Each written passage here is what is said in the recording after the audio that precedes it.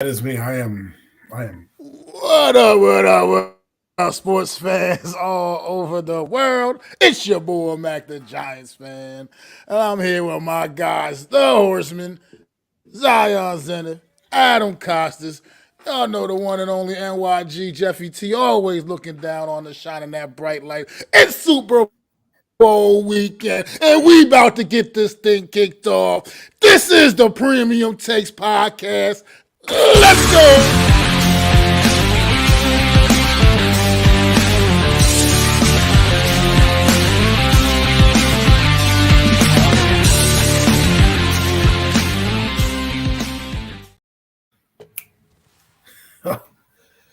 Man, I love your intro, Mac. Yo, yo, yo. That was such a great intro. Man. That was so fired up and passionate, man. It was great. What's up, Namir? Already got comments in the chat. We'll probably get to that. What's up, Zion? How's this going? You're going to the draft in Detroit. I'm going to try to make it out there. Try to see the boys, Big Blue. That is one thing I need to do in my life is go to the absolutely. draft. I know Mac went to the Kansas City one. He can give his he gave his opinion on that. Mac, let's just hear it real fast before we begin the show. Our Super Bowl special. How is going to the draft, and would you recommend it to anybody that haven't been to the draft? I mean, you never been. Definitely check it out, man. I mean, it's definitely it's just the atmosphere. You can't duplicate that atmosphere any other way. I mean, it's super dope. It's probably one place you ever can go where you'll literally be amongst a multitude of fans from every team in the league all over the place. You're seeing all kinds of different random jerseys and paraphernalia and merch. It's super dope, man. It's a lot of people. It's a crowd. It's a lot of big hustle and bustle. It's definitely rough on the feet a little bit. You're gonna be on your feet. It could be a long day if you're out there really hanging out and attending. But it's always fun. It's always a good time, man. I've been to 2 drafts in my life, and I've had a good time both times, man. I went to the one in Philly back in 2017 when the Giants drafted Evan Ingram in the first round, and last year in Kansas City, went out there chopping up with the Big Blue crew, man. So. Definitely a super dope experience, man. It's fun, good times, man, for sure. Absolutely. Well, we're here, guys. This is our Super Bowl special, but we will be probably covering the awards that happened, NFL honors that just happened. There's a lot of shocking news. A lot of awards that we thought, could have gone another way. So we'll probably cover that. We'll probably cover some of these players that got anointed to join the Pro Football Hall of Fame. Class of 2024, the most prestigious award in the NFL, is getting inducted into the Hall of Fame. So we'll touch on that, and then we'll go into our Super Bowl special. Without further ado, we'll probably start up the top with the MVP. So Lamar Jackson ends up taking home the MVP for the Baltimore Ravens. Let's get your guys' thoughts on that. Starting with Adam. Adam, what's your thoughts on Lamar Jackson winning the MVP? Well. I think he deserved it to a certain extent. I don't mind it. I know some people were mad that it was unanimous. I thought if we're giving MVP, Dak Prescott could have easily been MVP. Josh Allen could easily have been MVP, but he did elevate his game this year. They were the top team in the AFC, so.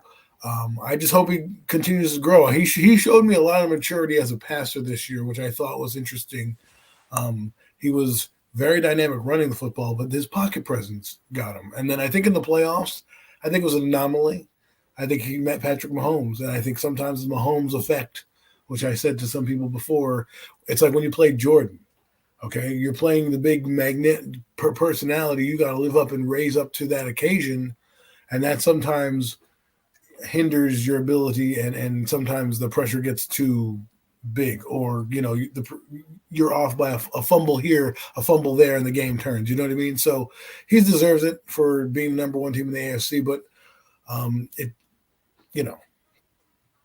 don't have really much to say other than he deserved it. He was one of the top candidates.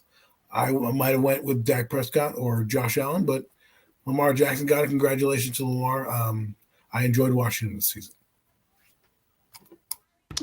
Nicely said. Now, Mac, what's your thoughts on Lamar Jackson winning MVP? I mean, Lamar, like Adam just said, I mean, I'm not going to sit and act like the guy didn't necessarily deserve it. But you look at these awards, take them with a grain of salt, and you look at them. You say, "Is this the MVP of the regular season? Are we including maybe what they got accomplished in the postseason as well in the mix?" It seems like, well, not even with this award, and maybe even a couple of the other ones, and maybe just some of the postseason had a little bit of influence on these awards too as well. But I don't really know that here nor there.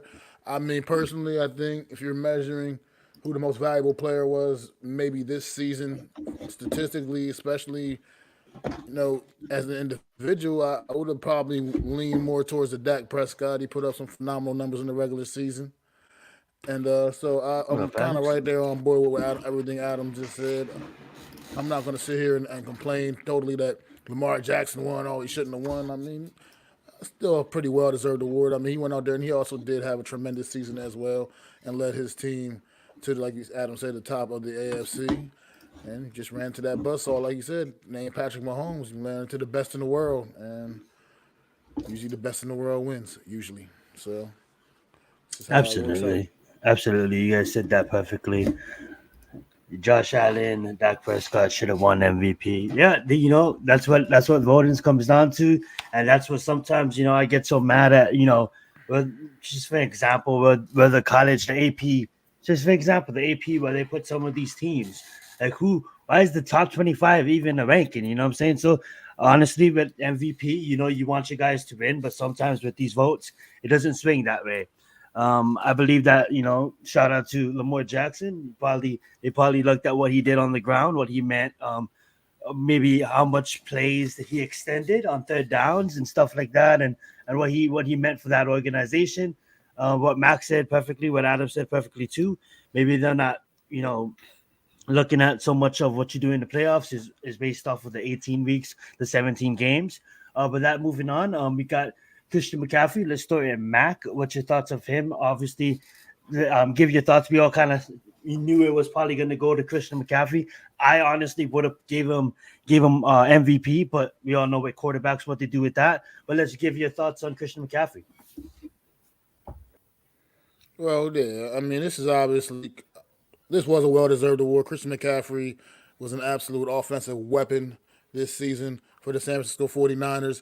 You're right, he did things that made him very worthy of the MVP award, but we all knew how that was going to go down. He was in there ranked against three or four pretty very well deserving quarterbacks, and that's just pretty much gives him no chance at the MVP award. We just know how that goes down.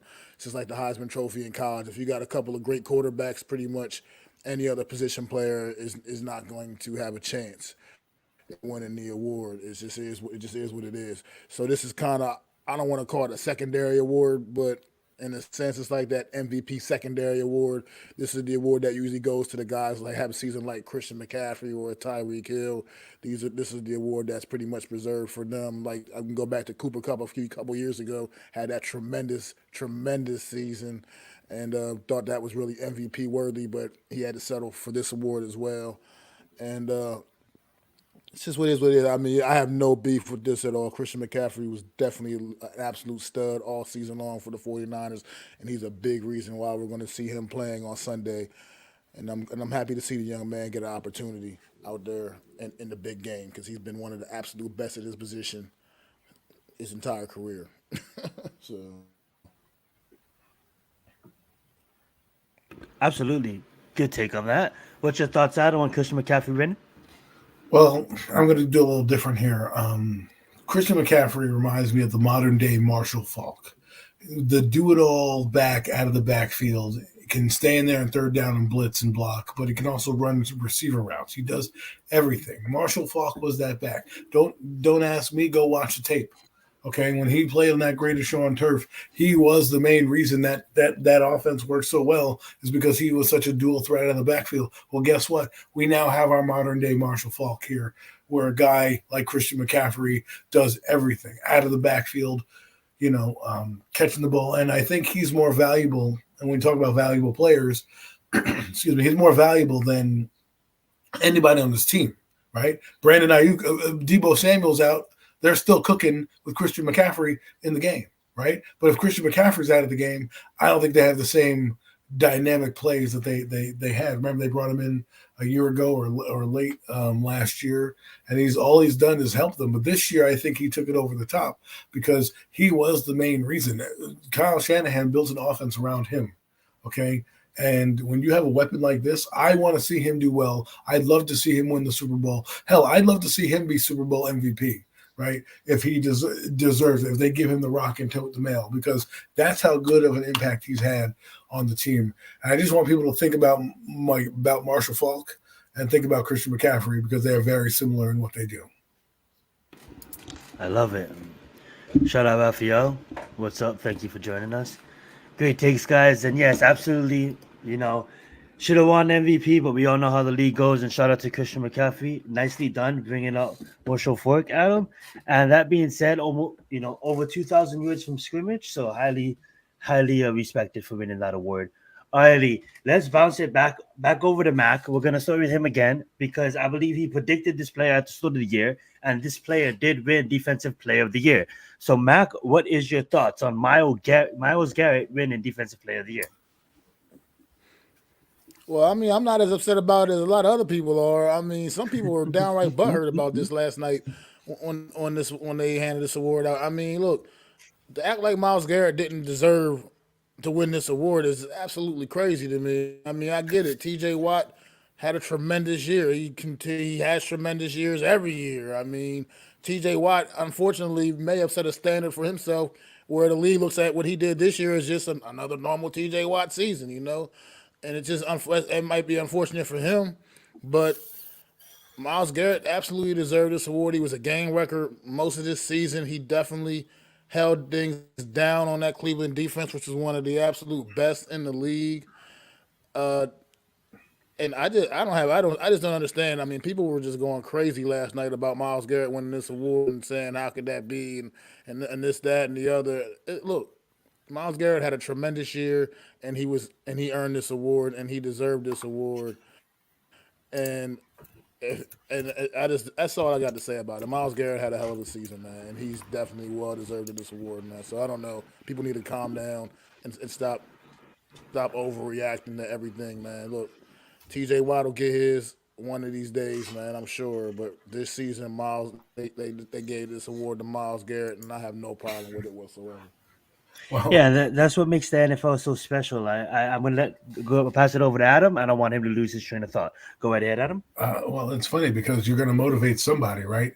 TJ Watt may come out next year and say, you know what, 17 sacks ain't good enough for you. I'm going to break the sack record now. You know what I mean? And go out and go get his Super Bowl MVP, his defensive MVP, because Myles Garrett did deserve it. He was a phenomenal player the entire way through. You could argue that Max Crosby could be Defensive Player of the Year, the way he played for his team and helped carry that defense, which was an average team. Now, they didn't win many games, so that's probably why he's not in the conversation. And the Pittsburgh Steelers, again, didn't have the greatest of seasons, and TJ Watt did get injured. I guarantee you if TJ Watt doesn't get injured and banged up, he gets to play a couple more of those games, boom, he might hit the sack record. Who knows what would happen. But if I'm TJ Watt, don't feel bad. Just come out and wreck the league like you always do. You know you're going to the Hall of Fame. And so is Myles Garrett. Myles Garrett has 88 sacks in his career. I think he's still fairly young, 1995. So we're talking 28 years old. So defensive ends these days stay till about mid-30s. So you got to think that he's already won a Defensive Player of the Year award. If he's already at 88 sacks, which means he's about 12 sacks away from getting to 100. So he's probably going to eclipse that next year. And that's something that to me kind of gets you on the doorstep of the Hall of Fame for me, getting 100 sacks.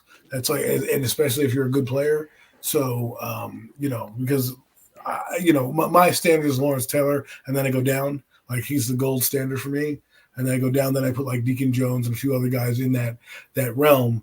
And Myles Garrett, I want to be able to remember him as one of the greats. And because he plays for Cleveland and maybe not LA, he's not getting the same recognition that he normally would. So congratulations, Myles Garrett. It's basically pick your flavor on the defensive side. That's absolutely right, facts, and that's what makes the NFL so special. You know, it's so great because so much competition and so much elite athletes. You know what I'm saying? You know that get tested. Back in the old days, yeah, they used to. There's ways to get things by. You know, to get basically juiced up or whatever they need to do. But regardless of the point, there's athletes that is just special and when Aaron Donald was doing Aaron Donald things, you know, he didn't win Defensive Player of the Year back to back to back to back to back. You know, he shared it with others, and it just goes to show you what Max said and what Adam said. It's like you know, there's a lot of great players in this league that inspires and builds energy and shares techniques and learns off of each other. You know what I'm saying? And strives to be better. But let's move on. We'll start with Adam here. We got CJ Stroud. We all kind of knew this was coming, but let's give our reactions to it. We got CJ Stroud absolutely dominating, shattering. I want to say shattering. Yeah, let's just shattering the rookie record on what rookies can do in the NFL when it comes to that quarterback position. And then you got one playing in the second year already in the Super Bowl. So we'll see what happens. So that being said, we'll talk about that later on in the show. Adam, what's your thoughts on CJ Stroud? I absolutely love it. The NFL got it right. I understand Puka Nakua had it, but let's be honest, this award is for this, right? If there's many quarterbacks that come and go and don't get this award every year, right? It's not like Kenny Pickett won it his year. It's not like many guys won it on his year. So the fact that C.J. Stroud did it and brought the guys to the playoffs and elevated them, you know, that's what put him over the top. And it's one of those things where if you watch C.J. Stroud's story going into the draft, his stock went down. He can't run. Can he do this? Can he do that? And to come out and basically go to a team with basically nothing on there. Their quarterback was Davis Mills. Okay. They didn't have the defense that we thought they were going to have. And his play, literally, the coach, players, everyone alike said he elevated us with his energy and his presence. And I hope this is the start of something big. The Texans were big winners this award show. I'm not trying to spoil the lead, but they're headed in the right direction. They got their franchise quarterback, and I don't think this is the last time we see C.J. Stroud win an award of this caliber. One day he might be getting the MVP of the league or Offensive Player of the Year or something like that. And just see a bright future with him and what he did and how he elevated guys like Nico Collins. See, if you look at a thing like what he did and how he took players that weren't great, like Nico Collins wasn't that great. He was averaging like 400 yards a year. He comes in and basically gets almost 3 times that amount with C.J. Stroud in the game, right? Over 1,200 yards this season. So he really had a great year. Put the Texans on his back. The Texans have a legitimate shot to now build their team like the Giants did in 2005, where they can bring in free agents, really solidify what they're missing, and have another draft where they can still build some depth there in case guys go down. You're headed in the right direction, Texans. Starts with your guy. You've got your leader. You've got your quarterback. Enjoy. Congratulations, CJ Stroud. Well said, Adam. Mac, what's your thoughts on CJ Stroud? My thoughts on C.J. Stroud is, young man is absolutely tremendous. I'm not going to sit here and say bad things about C.J. Stroud. What I will say about the system is not what it needs to be. It's not as accurate as it needs to be, though. However, I mean, Puka Nakua, by any definition, was Rookie of the Year as well. I mean, maybe you put a co on that and make these young men co-rookies of the year, because what they both did was absolutely just transcendent this season. These young men, I mean, Puka Nakua. Let's go back in time a season ago. Who won this award a season ago? Young man over on the New York Jets, another phenomenal young receiver in this league, Garrett Wilson. Is that what it is? Garrett Wilson wins Rookie of the Year. The Jets got two players. I'm not really arguing with him winning that award. I'm not arguing with him winning that award a year ago. However, his season didn't even remotely compare to Puka Nakua's this season. Not even close. You know what I mean? And it's unfortunate for a young man that like a Puka Nakua to come out, CJ Stroud pick, have this put together the season he had, and unfortunately for him, you had CJ Stroud coming out number 2 overall pick in the draft, quarterback that just did tremendous things as well. at the quarterback position, leading his team into the postseason. But Puka Nacua had a lot to do with the Rams as well, making that postseason. Because let's go back in time to the beginning of this year, before the season started. I know I did, and I think a lot of other people were kind of on the same page as me, thinking the Rams weren't going to be a very good football team. They didn't think the Rams were going to do the things that they did this season. I mean, that's just facts. They had Puka no draft Nacua picks. had a big impact on what they did. They come out the first 3 or 4 weeks of the season, no Cooper Cup. No problem. We got this kid, 5th-round draft pick from Brigham Young, baby, Puka Nacua, out of nowhere. Just lights the league up. Cooper Cup rejoins the team. You think Puka Nacua's production is going to take a step back because Cooper Cup's back out there? Hell no, it absolutely did not. Puka Nacua played at an all-pro level the entire season. And I gotta keep talking to this kid. I'm not gonna say anything bad about CJ Stroud, because I'm not gonna say he didn't deserve this award.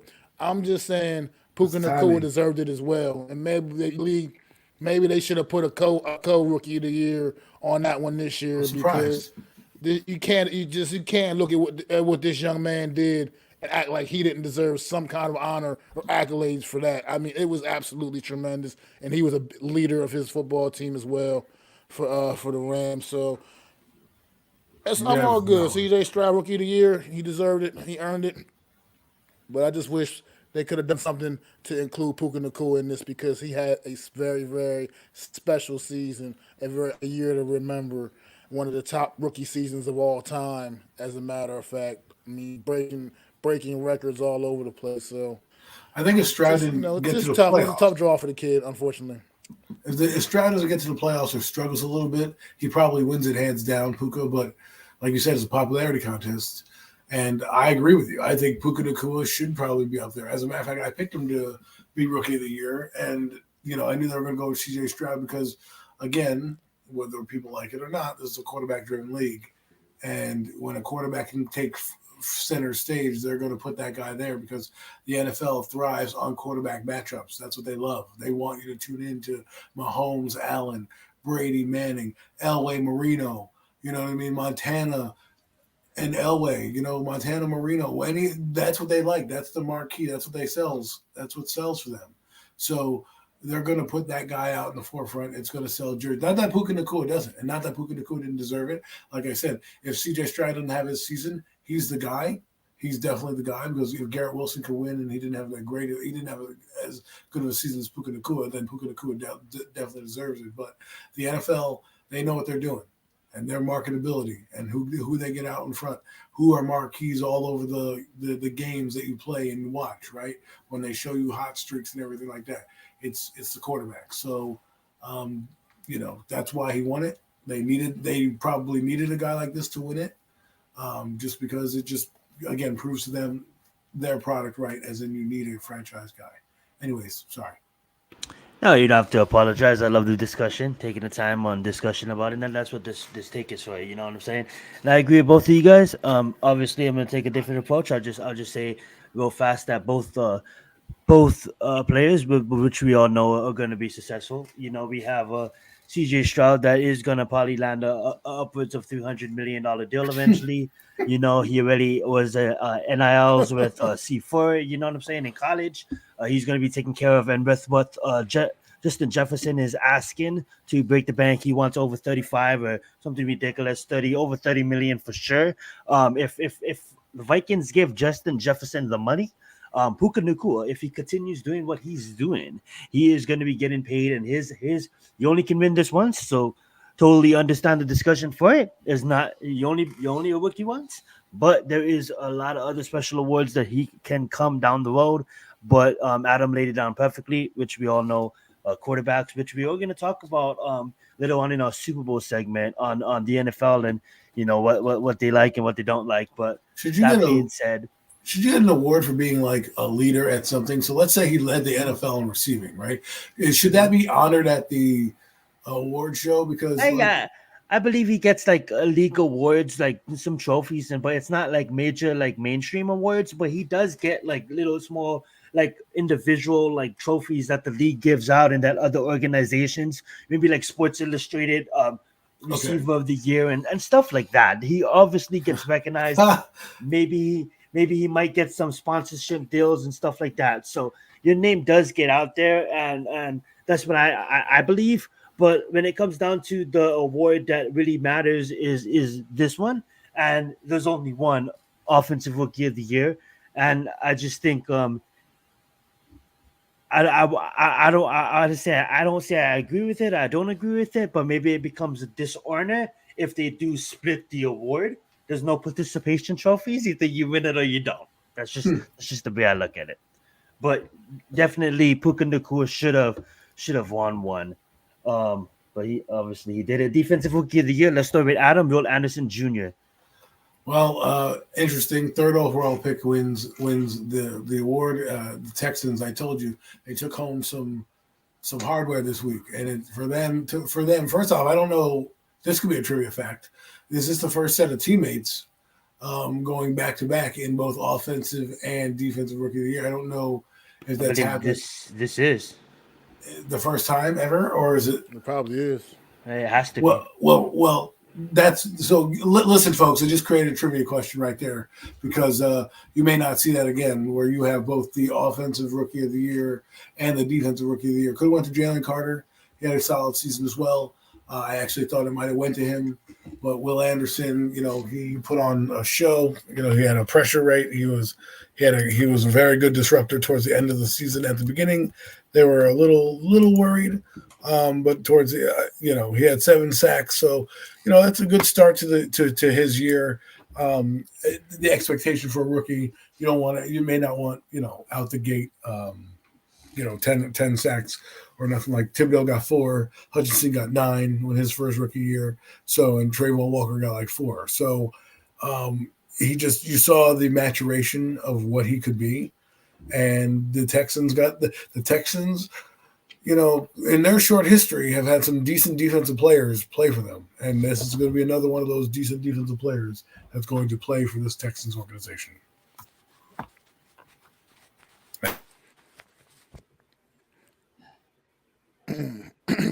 Yeah.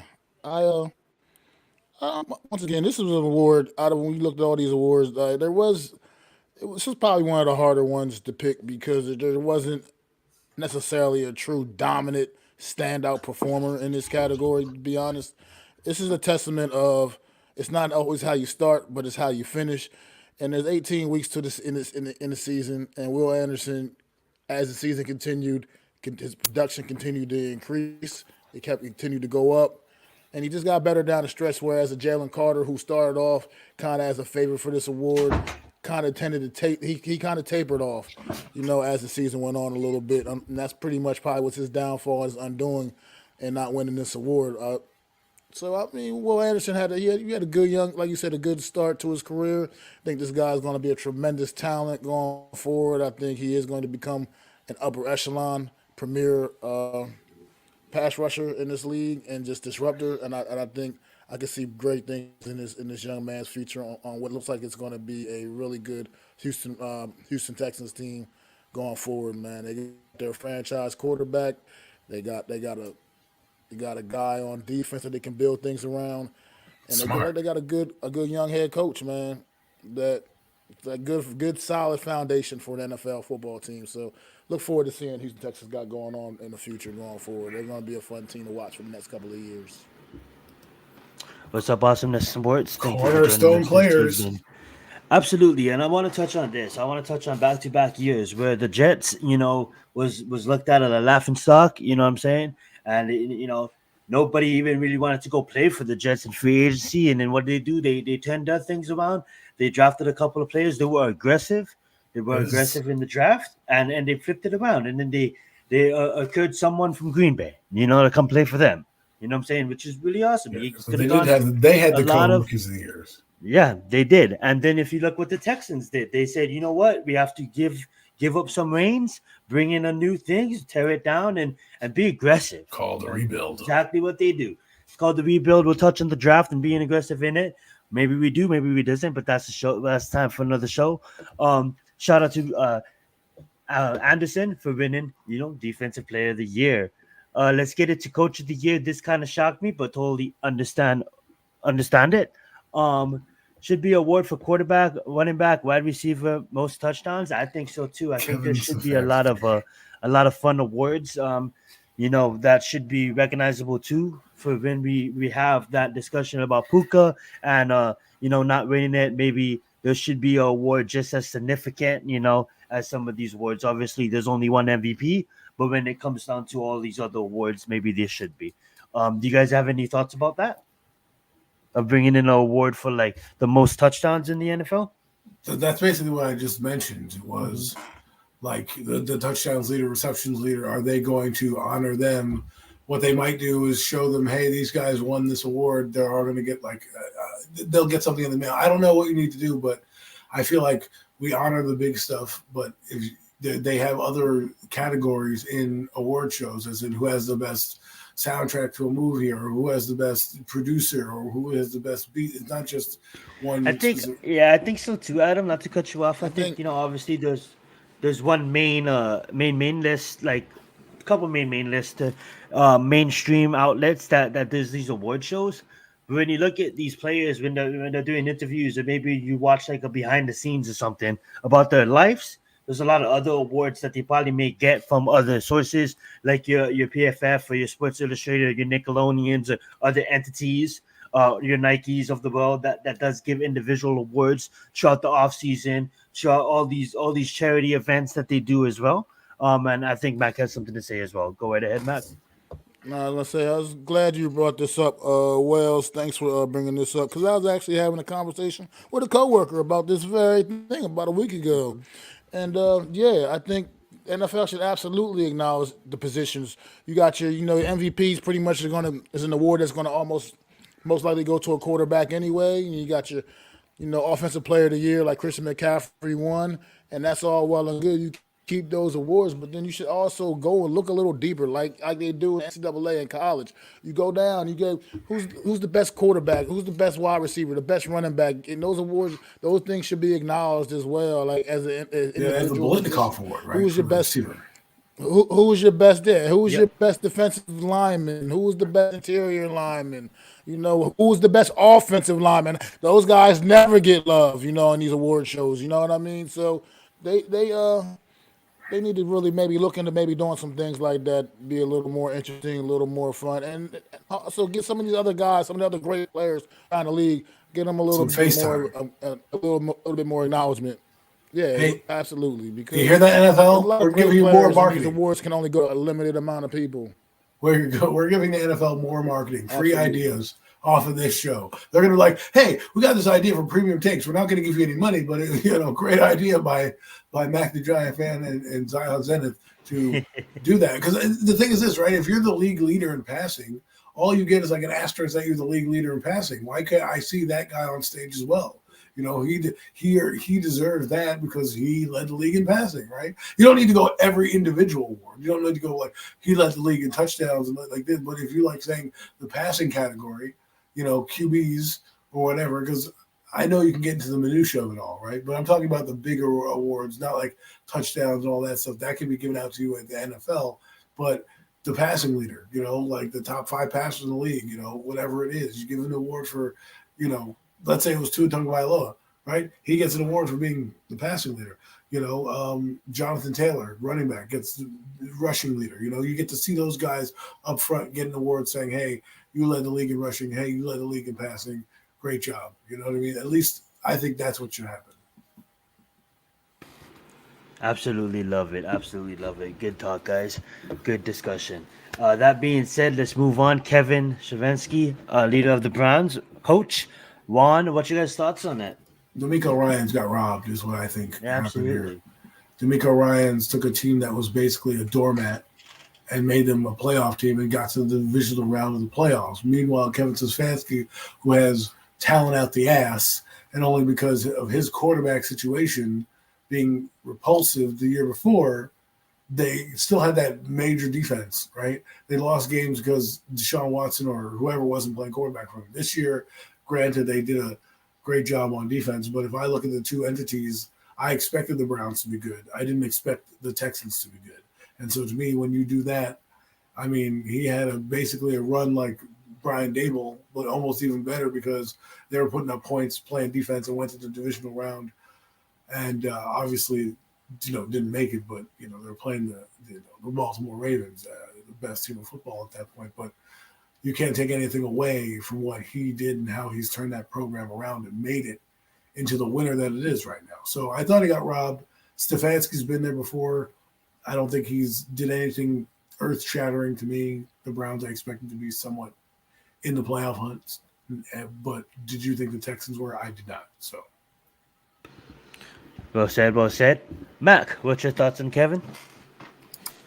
I mean, I do agree a little bit there with Adam. You said, and but at the same time, Kevin Stefanski he did have some legitimate obstacles to overcome. I mean, when the Sean Watson thing was starting to, his injuries issue was becoming a problem.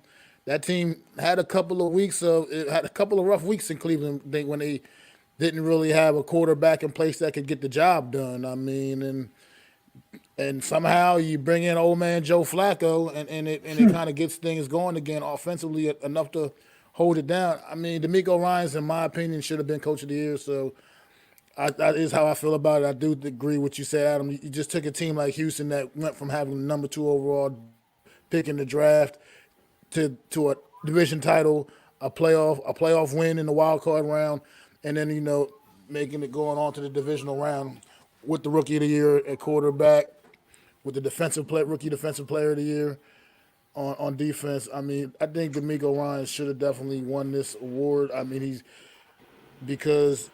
but at the end of the day, I can't be totally upset with Kevin Stefanski because he definitely was right there behind. In my opinion, he was the one that I had coming up right behind DeMeco Ryans, just being able to hold things together. A lot of coaches, given the situation that he dealt with at the most important position on your team this past season, could have really collapsed, man, and could have let the wheels fall off. But he was able to really hold things together. And granted, he got Myles Garrett, a Myles Garrett-led defense on the other side of the football to really help you out there. But at the end of the day, the quarterback position is definitely very important, as we all continue to discuss, as we've already mentioned on this show.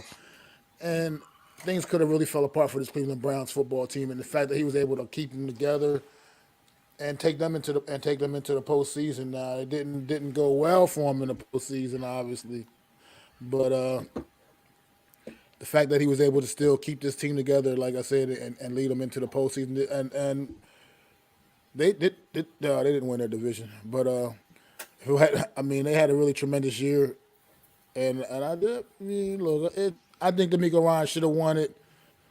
Kevin Stefanski winning it doesn't completely surprise me either. I think he really did some tremendous things as well, holding that team together. So, I mean, it is what it is. DeMeco Ryans, maybe try again next year, bro.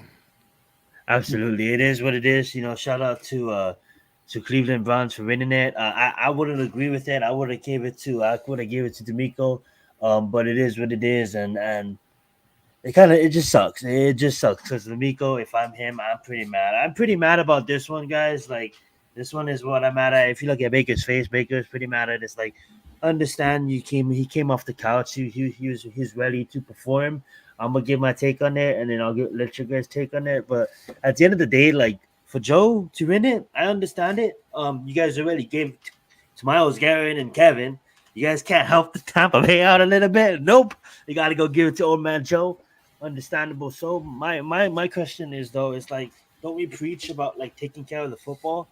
And like, this man comes in, and yes, he goes crazy, but at the end of the day, in every game he has a turnover, at least one. You know what I'm saying? And it's his defense that really put Cleveland to where they needed to be.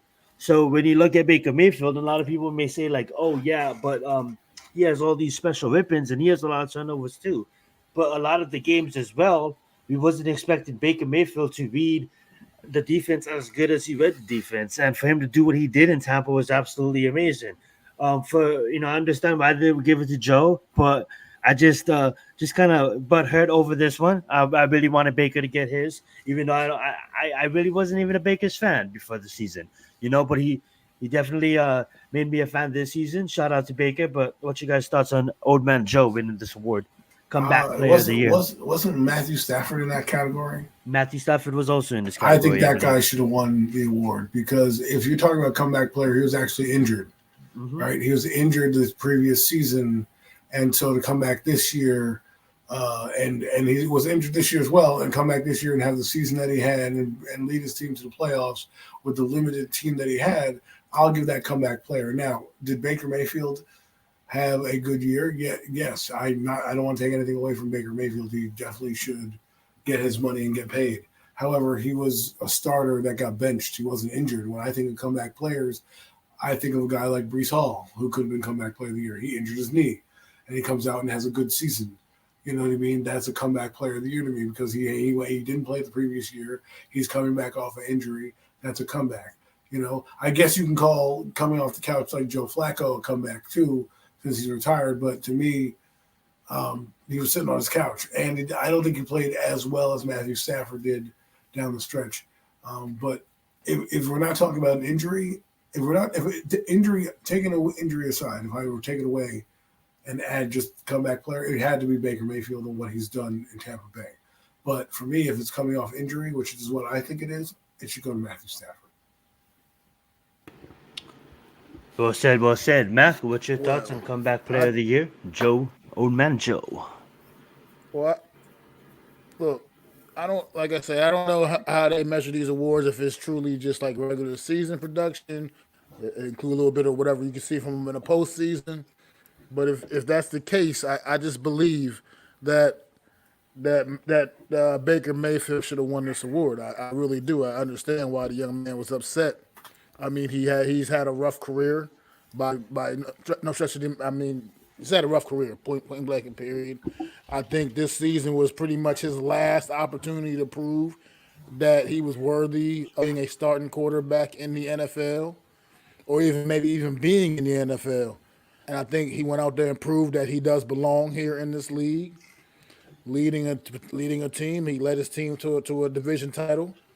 Led his team to a playoff win against the defending NFC champions. And played a solid game against the Lions. Let me remind you of that, against the defending.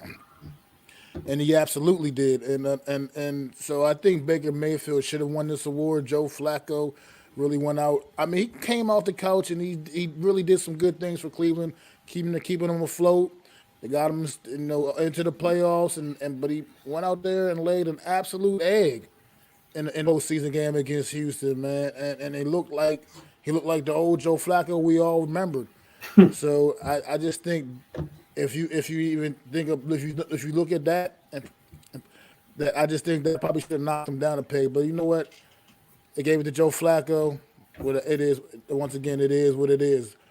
I want to talk about somebody else that was nominated for this award that did not win it, and I understand why he didn't win it. He wasn't really activated for most of the games this season, but his story is something that we'll never ever forget, man. And that is the young man Damar Hamlin. I think what the NFL should do, especially in particular with this award, is rename this award the Damar Hamlin Comeback Player of the Year award. I think they should really reconsider renaming this award, because this young man came back from death. From death, yes. And yes, he didn't play much. This man died this season for the Buffalo Bills, but he was part of that team. He was out there practicing out there with his guys all season long, and even that in itself is a true testament to his fortitude, man. And I want to, an NFL should maybe consider doing something like that and honoring this young man, until the end of time, man. With that, just by naming the award on his behalf. So just something, little food for thought, league. If you're everybody out there listening, take that one from MacDaGiantsFan, man. Consider renaming this award the Damar Hamlin Comeback Player of the Year award. Make sure you timestamp it so this is being recorded, so we know people. You can't take it from us. Take it from Mac. It's being recorded. Absolutely. Let's talk about what's up, Chad? Man of the Year. What's up, chat? What's up, chat? With Cameron Hayward winning it. What's your guys' thoughts on him winning it? We don't have to get too deep in it, but the Man of the Year. well Absolutely a deserved. fantastic trophy. Go right ahead, Adam. Well deserved. You know, you need these awards. These awards are what keep the league sane. And guys deserve to be awarded for the charities that they do, because there are some good guys in the NFL. The police blotter doesn't always have to be how the NFL story is documented on the off season, right? And to give Ironhead Hayward, I know his dad played fullback or fullback / running back, loved those commercials. Hey Ironhead, what's with this thingy? Loved all those commercials that he made. And now his son is honored. He probably might go to the Hall of Fame. He's won a couple of Super Bowls. He's been I don't know if he won Super Bowls, but he's been a good player his entire career, and well deserved for a guy who's done a lot for this league, and hopefully we'll probably have a Bustin' Canton at some point. Love it. Mac, what's your thoughts on Cam Hayward winning this award? I mean, I think Cam Hayward he's a great individual. I mean, I don't know much about his charitable donations and whatnot. Obviously, I don't follow him that closely, but I know he's a tremendous talent in this league. This award is not an award about playing the field in any means. It's definitely about all your off the field things. And of course, as a New York Giants fan, I would like to see Saquon Barkley had won this award. He was the Giants nominee for this award. But at the end of the day, I mean, I'm not going to be mad because Cameron Hayward won this award. I mean, I'm sure that young man goes out there and is very, very charitable and does a lot of good things for his community, man. And congratulations. That's all I can really say about that one.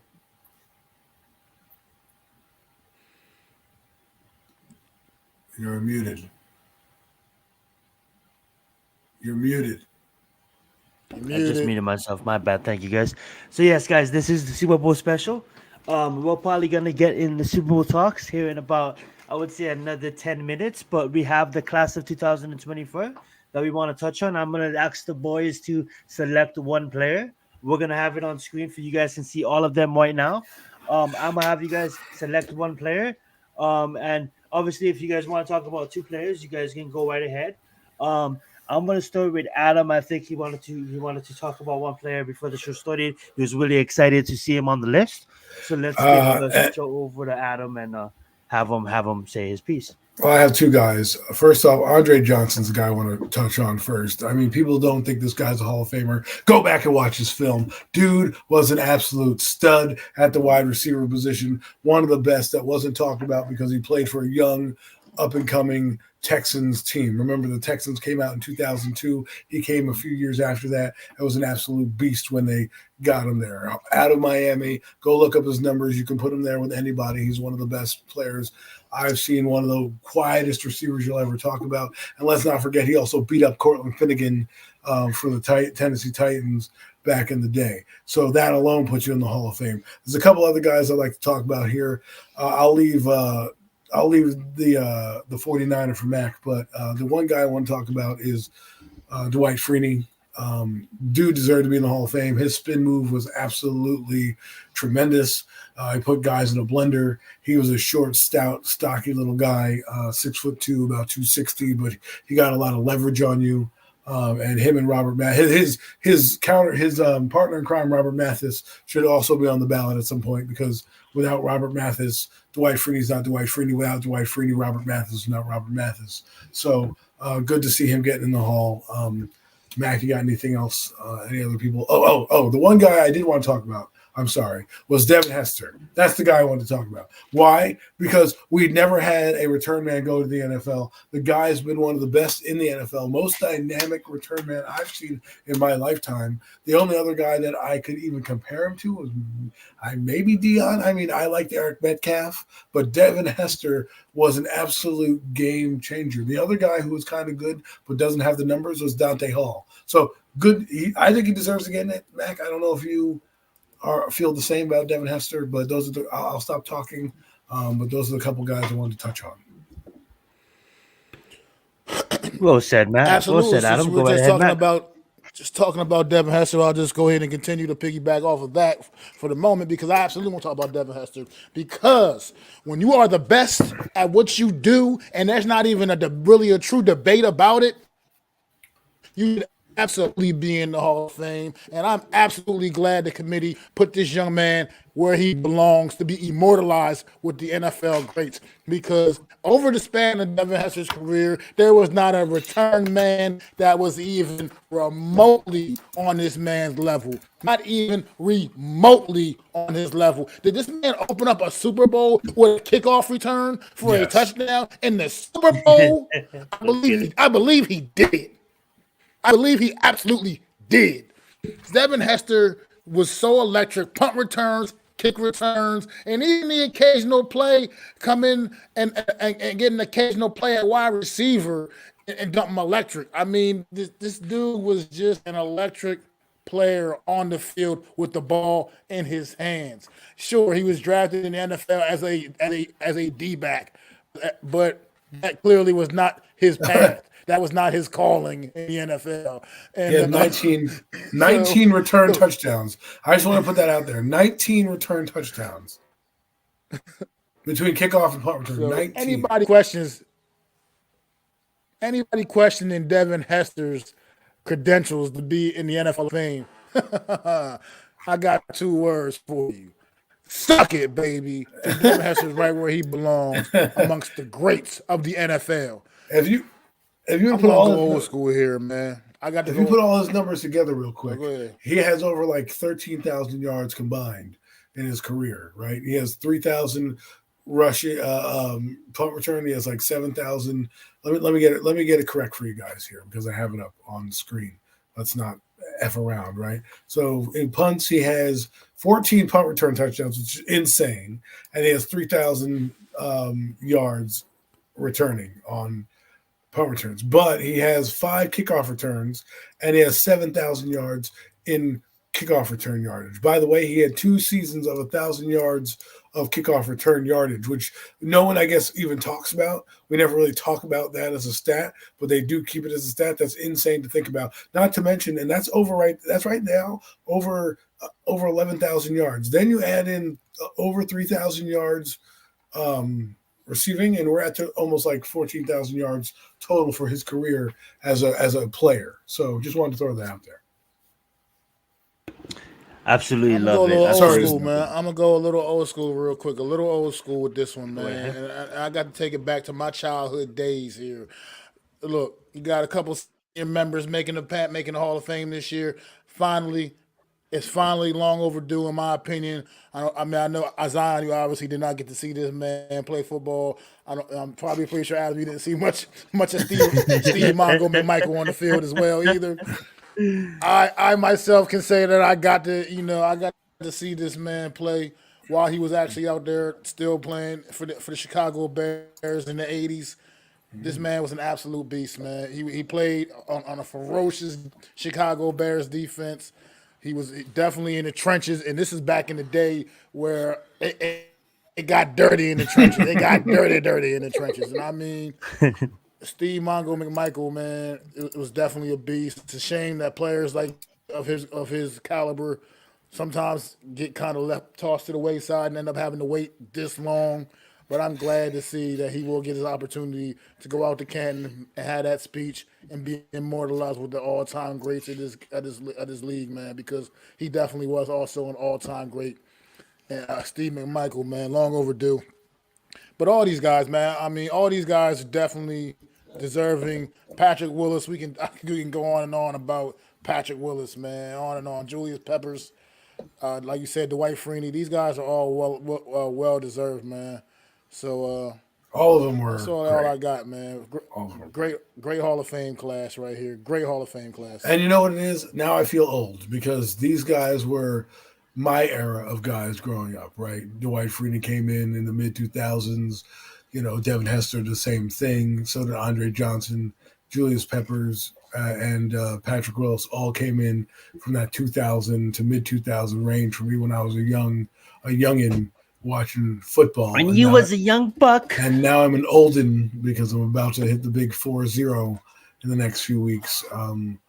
And it's just to watch some of these guys go in, like Andre Johnson, I knew Julius Peppers going to the Hall of Fame. Patrick Willis, I always thought was a Hall of Fame talent. Didn't know if he was going to get in because of his career being short.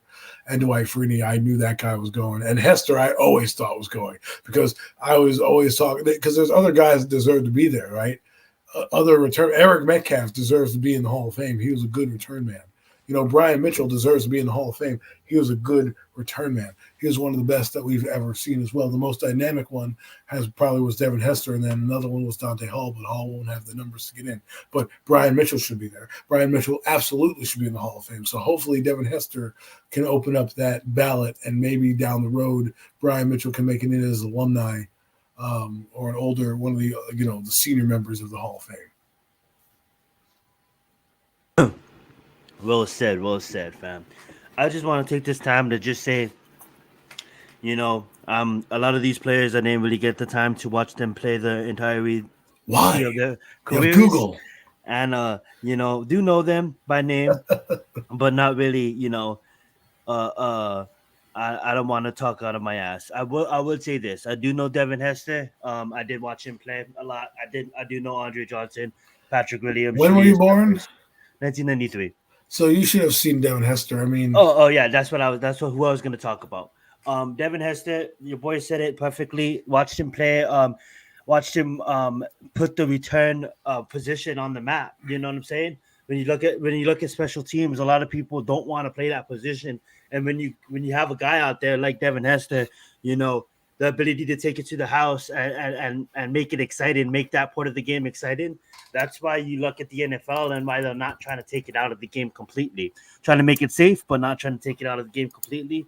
So shout out to Devin Hester. Devin 70 so. Adam brought it up perfectly. You don't really see this. A guy of that nature in a sense of playing that position. He wasn't really like his position was on special teams. He was a specialist. You know what I'm saying? So shout out to him. And then obviously growing up and watching players like Megatron and tight ends like Tony Gonzalez at the later ends of their career. Megatron throughout his career, Tony Gonzalez by the end of it when he went to Atlanta. Seeing players like Toomer on the Giants, and seeing Andre Johnson, he played around that same time. The Texans as a younger organization, you can't count good players that played on their team. Before the 2010s, it's like you got like 5 players maybe that's household names, if that. And Andre Johnson was one of those players, and he absolutely was the best receiver they have. That a lot of people would debate, or maybe it's they had Hopkins. Well, DeAndre Johnson, if you never watched him play, go like Adam. He's better than Hopkins. Yeah, he's better than Hopkins. Go put on some film. Absolutely a stud. But yeah, guys, so shout out to them. Shout out to them for making all of them for making the class of 2024.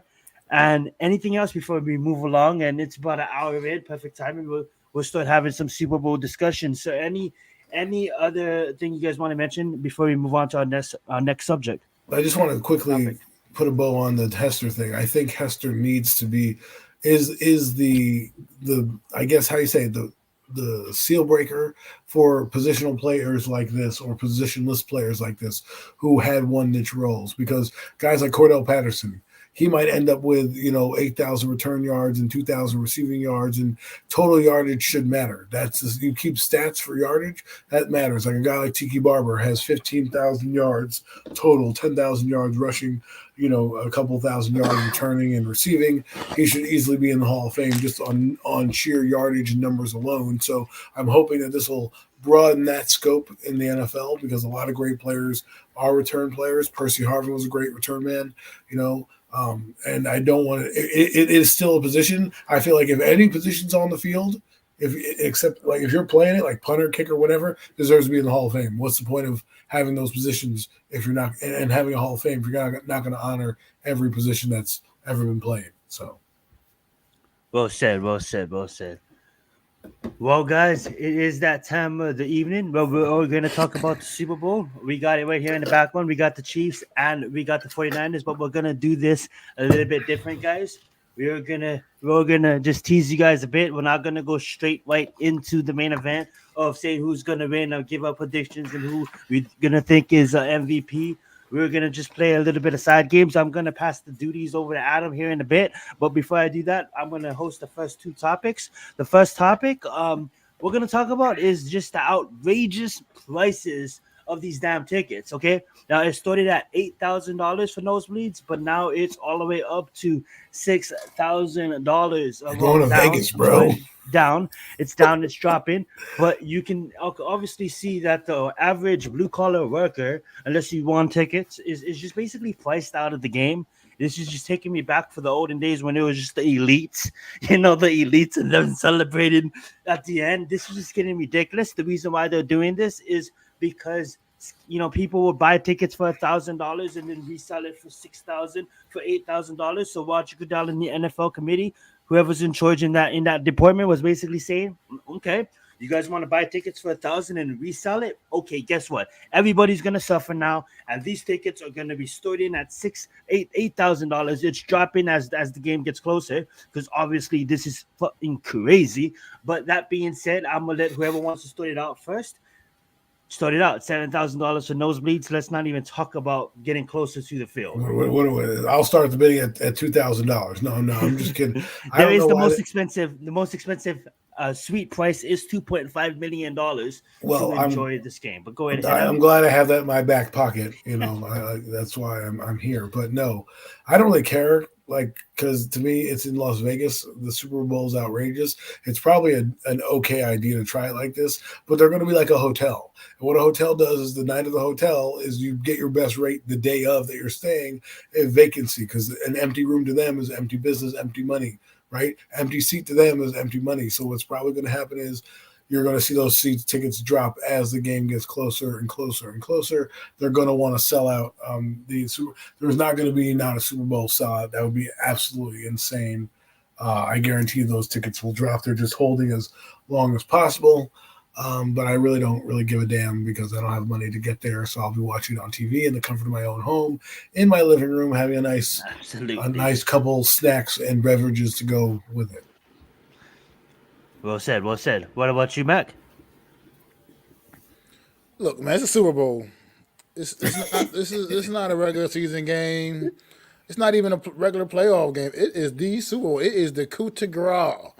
I mean, this is an experience. This is something you plan for. You don't just wake up in the morning and say, let's go to that game they're having over there at Legion Field, over there, that game at let's get some passes. World title, No, go to the zoo. You plan probably a couple of years in advance, and say I'm going to go to this Super Bowl, and I'm going to save my money, and I'm going to get a ticket, and I'm going to go. This is an experience.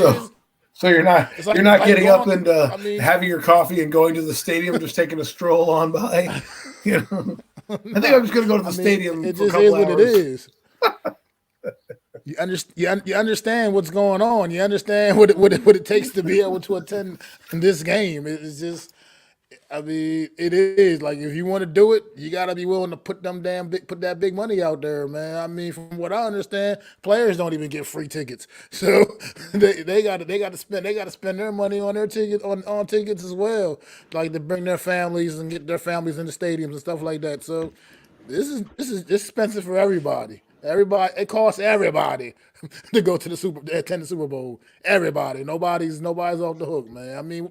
Also when it comes down to the big businesses, the big sponsors and whatnot, they pretty much buy out all the majority of the seats for the most part, and you kind of just somebody that knows somebody, you're in there, it ain't like like you said, this ain't necessarily something that the regular blue collar hardworking man is going to be able to get up and afford to do, but at the end of the day, people gonna spend that money, man, and it's nothing's gonna change. It's only gonna get more and more expensive. So it just is what it is. And the fact that it's like Adam said, it's in Vegas this year, that's definitely ain't helping the cause either. So that ain't helping. Oh my God! Let me tell you, what goes on in Vegas stays in Vegas. There's going to be a lot of stories like that come Super Bowl Sunday, because listen.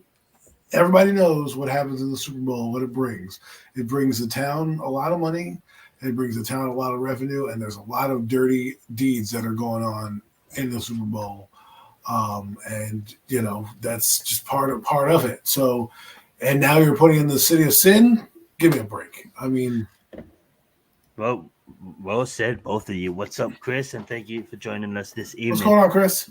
Before we get to Adam's trivia Chris? and playing a little trivia and maybe Adam will probably talk about what maybe some of our favorite dishes are, or we're doing the big game day at our houses. If you guys have any parties or anything, You're not invited. No, I'm just that kidding. being said, the next topic is going to be Super Bowl ads. Is there any ads or trailers or anything that you guys are excited to see at this particular game? Usually in other events, you just walk up and use the bathroom. Or maybe if people smoke, they get a smoke break or mingle or whatever you guys do. But some people, they love staying and watching the ads. So that being said, is there any special commercial that you guys are planning to see? Or is there any special commercial in previous years that you guys think nailed it out of the park? Well, first off, I'm definitely going to be going to the bathroom at halftime because there's not going to be Usher. You're not excited to see Usher?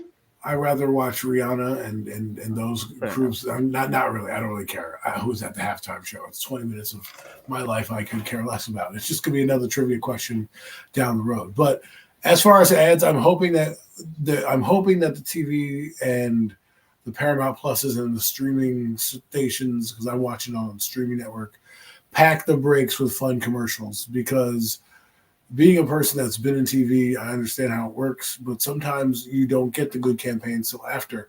And usually when I was a kid, all the new stuff was coming out, all the new campaign launches, all this stuff was coming out because you wanted to have all the eyeballs on the Super Bowl. And guess what? I think they're doing it again. I think you're going to see a lot of ads. I don't have any in particular per se because they're all being hidden, which is what you want to see. Some are being teased right now, but I can't tell you a specific ad. I'm just looking forward to some new ones. I know that I think there's a Geico one coming out that I'm looking forward to with Caveman and stuff. So we'll see how that works out. And anything. Let's make me laugh, people. That's what I want to see. Make me laugh. Wow, the Budweiser commercials coming back. The Clydesdales, they ruined it with Bud Light for me though. So, what's said? Go ahead, Mac. Well. I mean, I'm not really looking forward to them because Super Bowl commercials are not what they used to be. Once again, I grew up in a gray era where Super Bowl commercials used to be the shit. You used to you used to just get excited for the damn commercials. Sometimes even more so than the games. A lot of times back in the day, that's how dope the commercials used to be. They're not on that level anymore. But that's neither here nor there. Maybe they'll be this year. You do get a few good ones You do get a few good ones here and there still, but it's just not the consistency that they used to be back in the day. Advertising was lazy. You do what you do usually get every year are some pretty super dope movie trailers that I'm looking forward to seeing. Yes, what's going to be the new blockbusters coming out in the summertime, in the fall, or whenever they're coming out releases. I'll look forward to that because you do usually get the dope movie trailers, some stuff that you don't. Do you know any movies coming out? Sure, was coming out or not know about. I don't know, and that's why I can't wait to see on Sunday some of the new trailers or whatever. I might get up and go to pee during the game so I can watch the commercials. You know what I'm saying? Who cares? Who cares about the game? I'm here for the commercials. Absolutely love it. And I guarantee you, if you're having a Super Bowl party with multiple people there, I'm sure somebody will be there just for the commercials and hopefully your spread if it's good. I can't. You can go to people's houses. Sometimes the spread's not good, but you're there with the mingling with the people. So I'm sure you're going to have one of those people that are there you're going to have one of the halftime people who are like, ooh, Usher, I haven't seen him in years. And you're going to have one of those people, a couple of those people who are going to be like, I'm just here for the commercials. So we're going to have one of those people like, okay, so who plays, man? Who? Exactly. And that random person who wins the boxes who has nothing to do with football in their entire life. And they just pick two random boxes and they win. That's happened to me before. A friend of mine won. He wasn't even paying attention to the game. He was like, I guess, let's just say having adult beverages in the other room, not really caring about the game per se, playing some of those adult games with beverages. And they're like, dude, you won halftime. He's like, really? He doesn't even watch the game. So it'll be a lot of fun to see if you guys are doing any puzzles or any of those what is those games? The box picking of the numbers. Squares. Yes. Absolutely. Well, I'm with Mac here. You know, I'm just excited to see most of the movie trailers.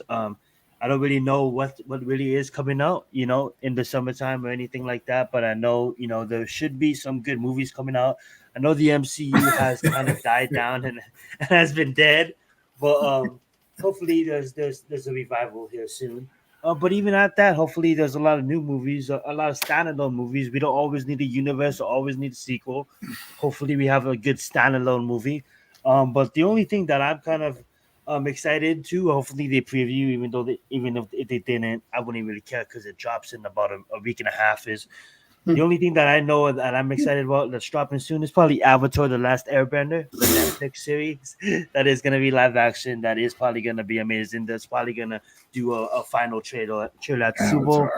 Avatar: The Last Airbender absolutely is going to take the stage when it comes down to Netflix, being one of the premium top trailer. That's what I want to say. one of the premium shows. in standing right next to on Netflix's Stranger Things. But that being said, don't tease me with that. Well, I don't know if there's a trailer for that. I'm just saying that Avatar is going to stand right next to that. It's going to be that good of a show. That being said, I need my Cobra Kai. Cobra Kai? Yeah. If you like Cobra Kai, you'll probably be a fan of Avatar: The Last Airbender. No, I will not. No, I will not. I don't see how that even coincides with each other, brother. Because I'm a huge fan. I'm a huge fan of Cobra Kai. Oh my God, Cobra Kai! Well, because of the it doesn't stop. Don't even try to justify it. I just don't have that same love for Avatar. Well, before we go off the rails, because I don't want to go off the rails, Ghostbusters might be a good one. That Ghostbusters is going to be dope. Well, good thing that Avatar: The Last Airbender. Stop talking about Avatar. We're not talking about the blue people, guys. We are talking about The Last Airbender. The only blue people I know are the Smurfs. Yeah, all the actors in Avatar: The Last Airbender had to really have some background in karate. So all the movements and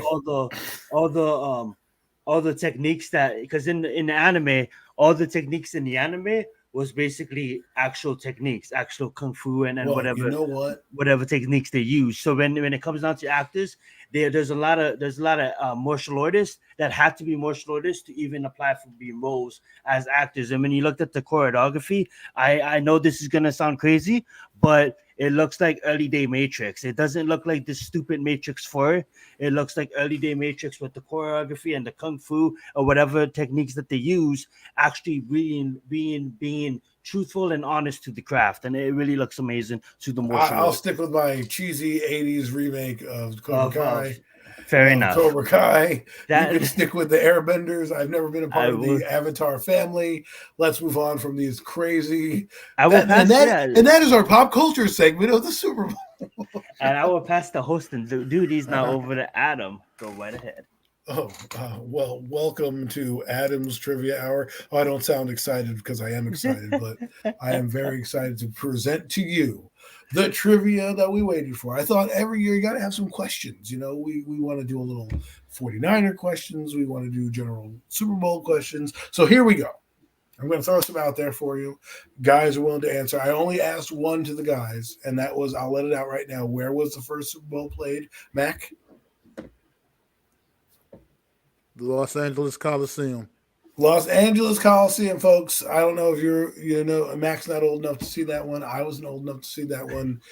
We were all not here on this earth when it started. But I will answer another one. I know that they know this answer, but let's give this one to the crowd. Who was the first wild card team to win a Super Bowl, folks? Who was the first wild card team to win a Super Bowl?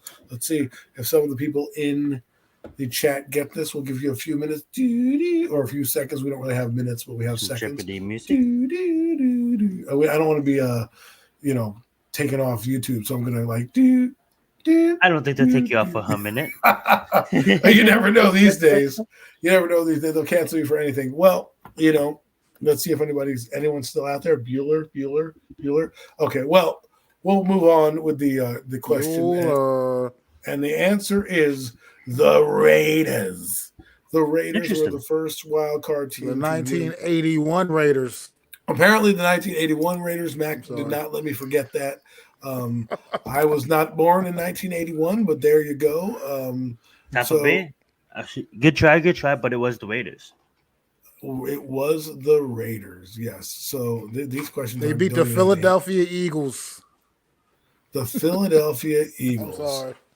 You had to bring it up, huh? Oh, you had to rub it into those Eagle fans. It never goes away with you, Mac. It never goes away. Never goes away. Let's see about this. What current NFL teams have never made it to the Super Bowl? What the Lions and the Browns. The Lions and the Browns. There's a few more in there. The Texans. Yep. The Panthers. Nope. With the Panthers. When did the Panthers? Oh, yeah, no. Panthers have been sorry. The Panthers just be. Yeah, my bad. I delete what I said. I don't know. Too late. It's on the internet. It's there forever. The Jaguars.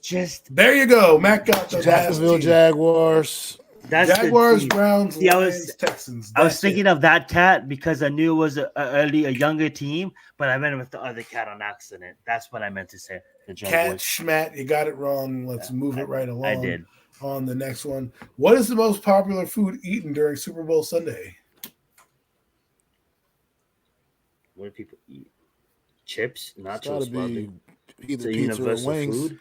Well, Matt, you are correct. It is wings. Chicken wings are the most consumed. So if you are out there right now, you are probably late. The wings are probably sold out at your store. You're going to have to get them on the black market right now. They're probably sold out. Make sure you go get those Buffalo Wild Wings. I can't that fast. BOGO deal. Here's a good one. Here's something that. How much does the Vince Lombardi trophy weigh?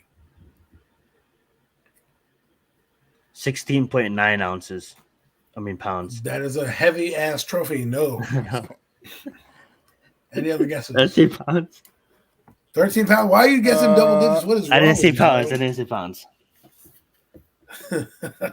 Say 8 pounds, man. Wow, Mac is on. See, this is why you need to listen to Mac. Okay, 7 pounds is the weight. Mac is on point. So he's on point with fantasy. 7 pounds. That's what I meant to say. He's on point with picking 7 games. pounds. That's what I meant. You didn't say 7 pounds. You said 16 pounds. Like that's like a dumbbell. It just came out wrong. This dumbbell for me. It just came out wrong. Thank you, Namir. Yeah, close. 50 pounds. Real close, Namir. That was a good. Who is the youngest coach to ever win a Super Bowl? Sean McVay. Yes, you're right. That was easy. I gave you a host one. Fine. Here's one. What city has hosted the most Super Bowls? Arizona. No. New Orleans? No. New Orleans, right. Nimar. Miami. Florida. Yes, Miami is correct. God damn it. Which Dallas Cowboy had his helmet stolen in the 1994 Super Bowl? I don't know. I was one. Get with the program. It's called Google. 1994 Super Bowl. That would be the 93 season. See, I thought I was on as well. I don't know because we didn't have the internet wasn't really prevalent then, so we didn't, just be able to ask Chat stuff like that on Facebook. Well, I will say it's a famous running back from the Cowboys. Emmitt Smith. Yes, Emmitt Smith is the answer. My God, I gave you guys a softball. I hope you hit that one out of the park. Ha! Who did the Eagles play in their first? For the Cowboys. Who? You could have said Tony Dorsett. The Patriots. But he wasn't on the team in 1994. The Patriots. He sure was. The Patriots. I didn't even finish. Who did the Eagles play in their first Super Bowl? It's the Raiders. It's the Raiders. It's the Raiders. They jumped to the conclusion. Let the old people talk. Let the old people talk, okay? How many Super Bowl rings do the Manning brothers have in total? 4. Yes, 4. 4. You're right. You're absolutely right. Mm-hmm. How many times has there been a rematch in the Super Bowl? That's for the Manning question. I'm going to just say 8. Zion with the actual retail price. 9 times. Zion, you would win this one if we were guessing. This is an easy one here. Who's the first black quarterback to win the Super Bowl? Doug Williams.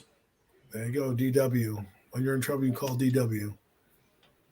How much in 2024 do you guys think? This is more of an advertising question, but how much do you guys think a 30-second spot in the Super Bowl costs? Probably 3.5 million.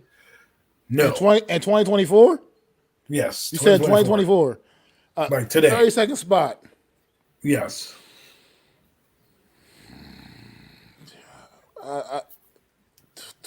Do I dare say? That's what I said, Chris. That's exactly what I said. I'll say two mil. I don't know. Wrong. $7 million for a 30-second ad in the Super Bowl. $7 million. Bro, so just go pay a kick streamer 100,000. They do it in. So those ads you're waiting to see, that 30-second spot, the NFL is lining their coffers with advertising dollars right now. Advertising dollars. Well, Roger Goodell did say that 200 million people in this country alone will be watching the game. That's just this country. I thought 2 million. I thought 2 million was ridiculous. I think 7 million downright. Man, fudge. Which wide receiver finished the Super Bowl with 100 receiving yards, or Super Bowl 50? I think this is 51. I don't even know the damn fucking numbers. In Roman numerals. I can't Roman numerals that shit.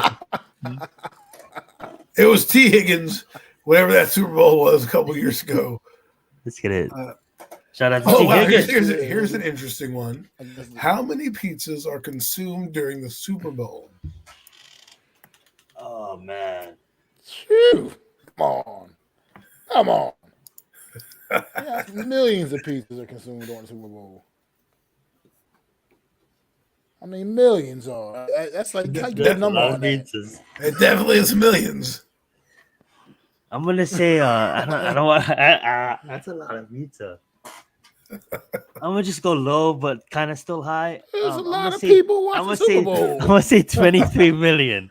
Ooh, no, but not even close. But you're in the millions. You are in the millions. 23 million. Not even close. I will say you're in the double-digit millions. But 123 million. I said double digits, not triple-digit millions.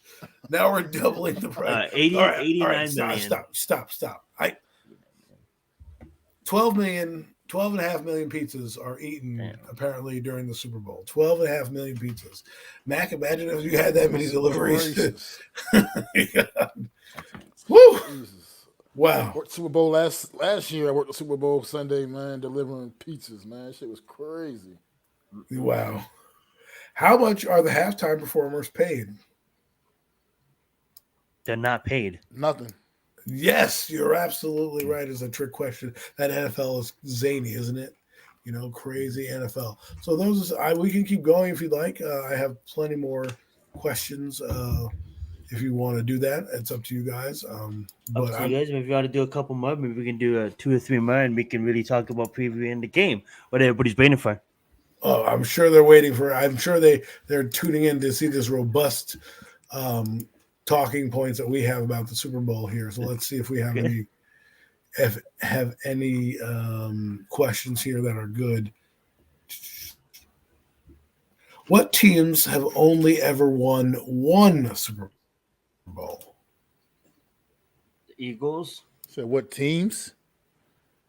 Yeah, teams. Multiple teams have won only a single Lombardi. The Eagles, the Vikings. No. Vikings have not won any. I didn't win any. That's right. I don't know. Way to go. That sucks. I don't know. It's the Jets, the Bears, the Saints, Eagles, the Seahawks. Jets, the Bears. Sorry, I should let Mac go. You don't even let Mac answer. Sorry, you took up all the airspace with your damn thing. Okay, so there was a good one about franchises. This was a good one. So, what NFL QB legend never got a Super Bowl ring? I mean, that's kind of stupid. Dan Marino. Yes, you got it. Wow, that's facts. Wow, that was I had a shot in the dark. There was one about how many Super Bowl? What franchises have the most Super Bowls in their history? I'll let What Matt fir- go first, and then I'll try. The Pittsburgh Steelers, the Steelers, and the Patriots. Steelers and the Patriots is correct. They both have 6 trophies each. Each 6 trophies each. The next teams up are the Cowboys and the Niners with 5 apiece. I think there's also one other team with 5 in there. No, I don't think so. No, nobody Oh, else. I don't believe so. I think that's it. Nope. Just them. Wow, this is going to be a Nobody trick. to mind else has 5. This is going to be a trick question because you guys are never probably going to get this city. What city hosted the coldest Super Bowl ever? I don't know. Minnesota, Minneapolis. No. Wait. Let me get this. I want to think. Seriously? They talked about No. this. That's why they talked about this on the game. I think it was the second Super Bowl or something like that. Was it Kansas City? No, apparently it's New Orleans. I have no idea how that happened, but Okay. Fair enough. that's too easy. No one's going to know that one. I don't know how that happened either. Which 2 starting quarterbacks won Super Bowls with 2 different teams? Peyton Manning and Peyton Manning. Kurt Warner. I feel like I No. know this. Oh, he didn't win it. That's what. Kurt Warner didn't win with the Didn't win it, Cards.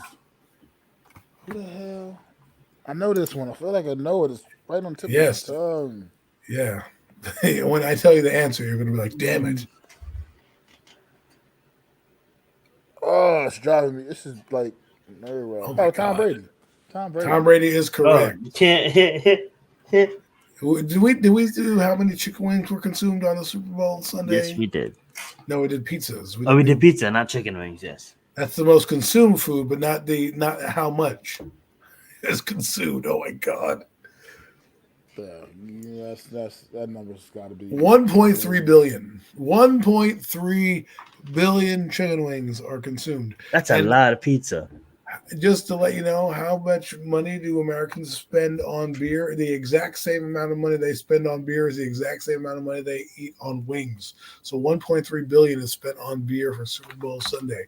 I will be contributing to that beer consumption on Super Bowl Sunday. So I will be contributing to that 1.3 million as we go throughout this weekend. Let's see. Any other? Let me just go through some of these. Some of these are funny. Just want to make sure. What was the highest score ever by one team in a Super Bowl game? 49ers with the 55. Oh, Matt got it. And we're going to end on that, people. Matt got that one at the end of it, at the buzzer beating. I think that was the game they played the San Diego Played the Chargers. Denver Broncos. Oh, it was the Broncos? I mean, yeah, that's what it was. I think it was the Was it Broncos. the Chargers? That was the one Jerry Rice. I can't remember. It might have been the Chargers one. Jerry Rice had where 5 touchdowns. Had 3 touchdowns. Jerry Rice had 5 touchdowns. He was Steve MVP Young of the threw game. 6 touchdowns in the game. I don't know that might not 6 touchdowns may not be 50 points, but who knows? But it was in the They destroyed the Broncos in 80 and like 80, 89, I believe it was. They absolutely just destroyed the Broncos, man. I can't and I thought that was the game. Jerry Rice had a huge game. I don't remember. It was one of those though. It was either one of it was one of those two. I will be drinking moonshine while watching this. You're going to be drinking moonshine? Well, good luck seeing the second half of the game if you're drinking moonshine. Damn. Damn, Chad. Denver Broncos. You're right. While watching the Super Bowl. Well, we know where he'll be in halftime. Probably sleeping outside somewhere because that moonshine will hit you. If anyone knows what moonshine tastes like, it's not very good.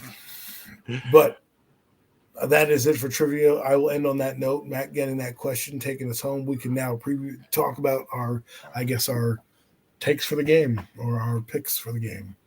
Well said. Oh yeah, that being said, guys, we are going to be previewing the Super Bowl. That's what everybody's here for. The fact that Jim Kelly wins his first Super Bowls in a row and never won is funny. Yeah, It's not funny for Jim. yes, yeah, I don't think Jim's laughing that's about tough. that. That's tough.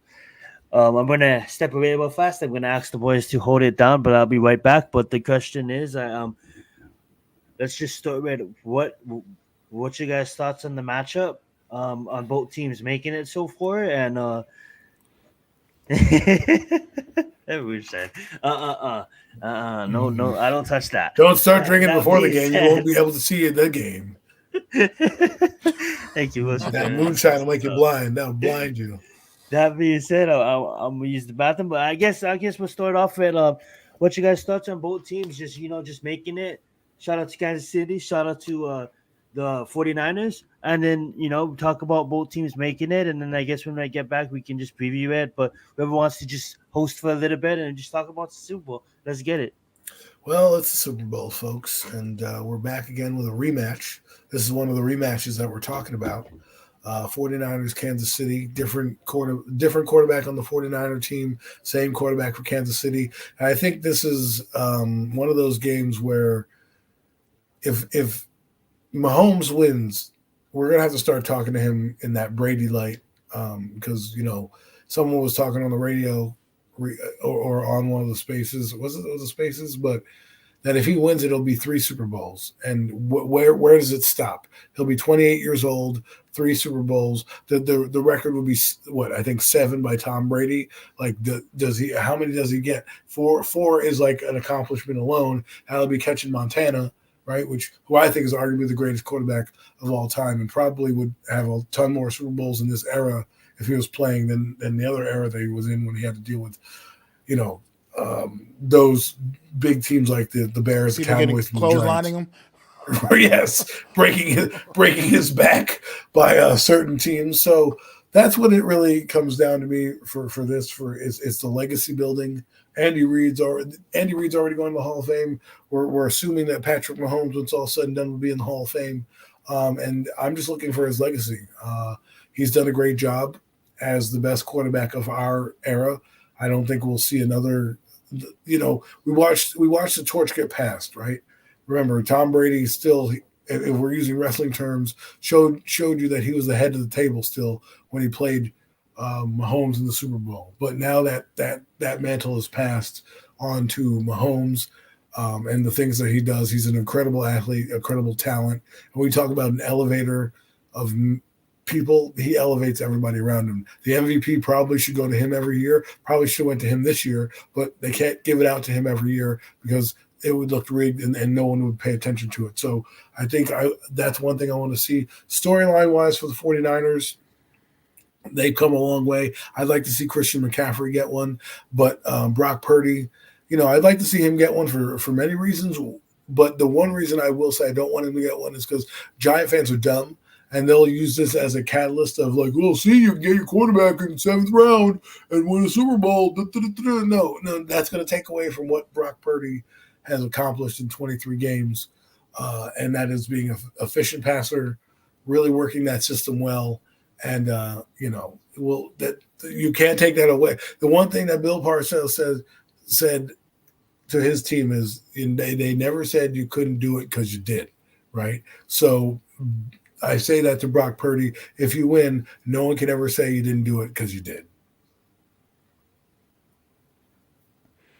Well, look.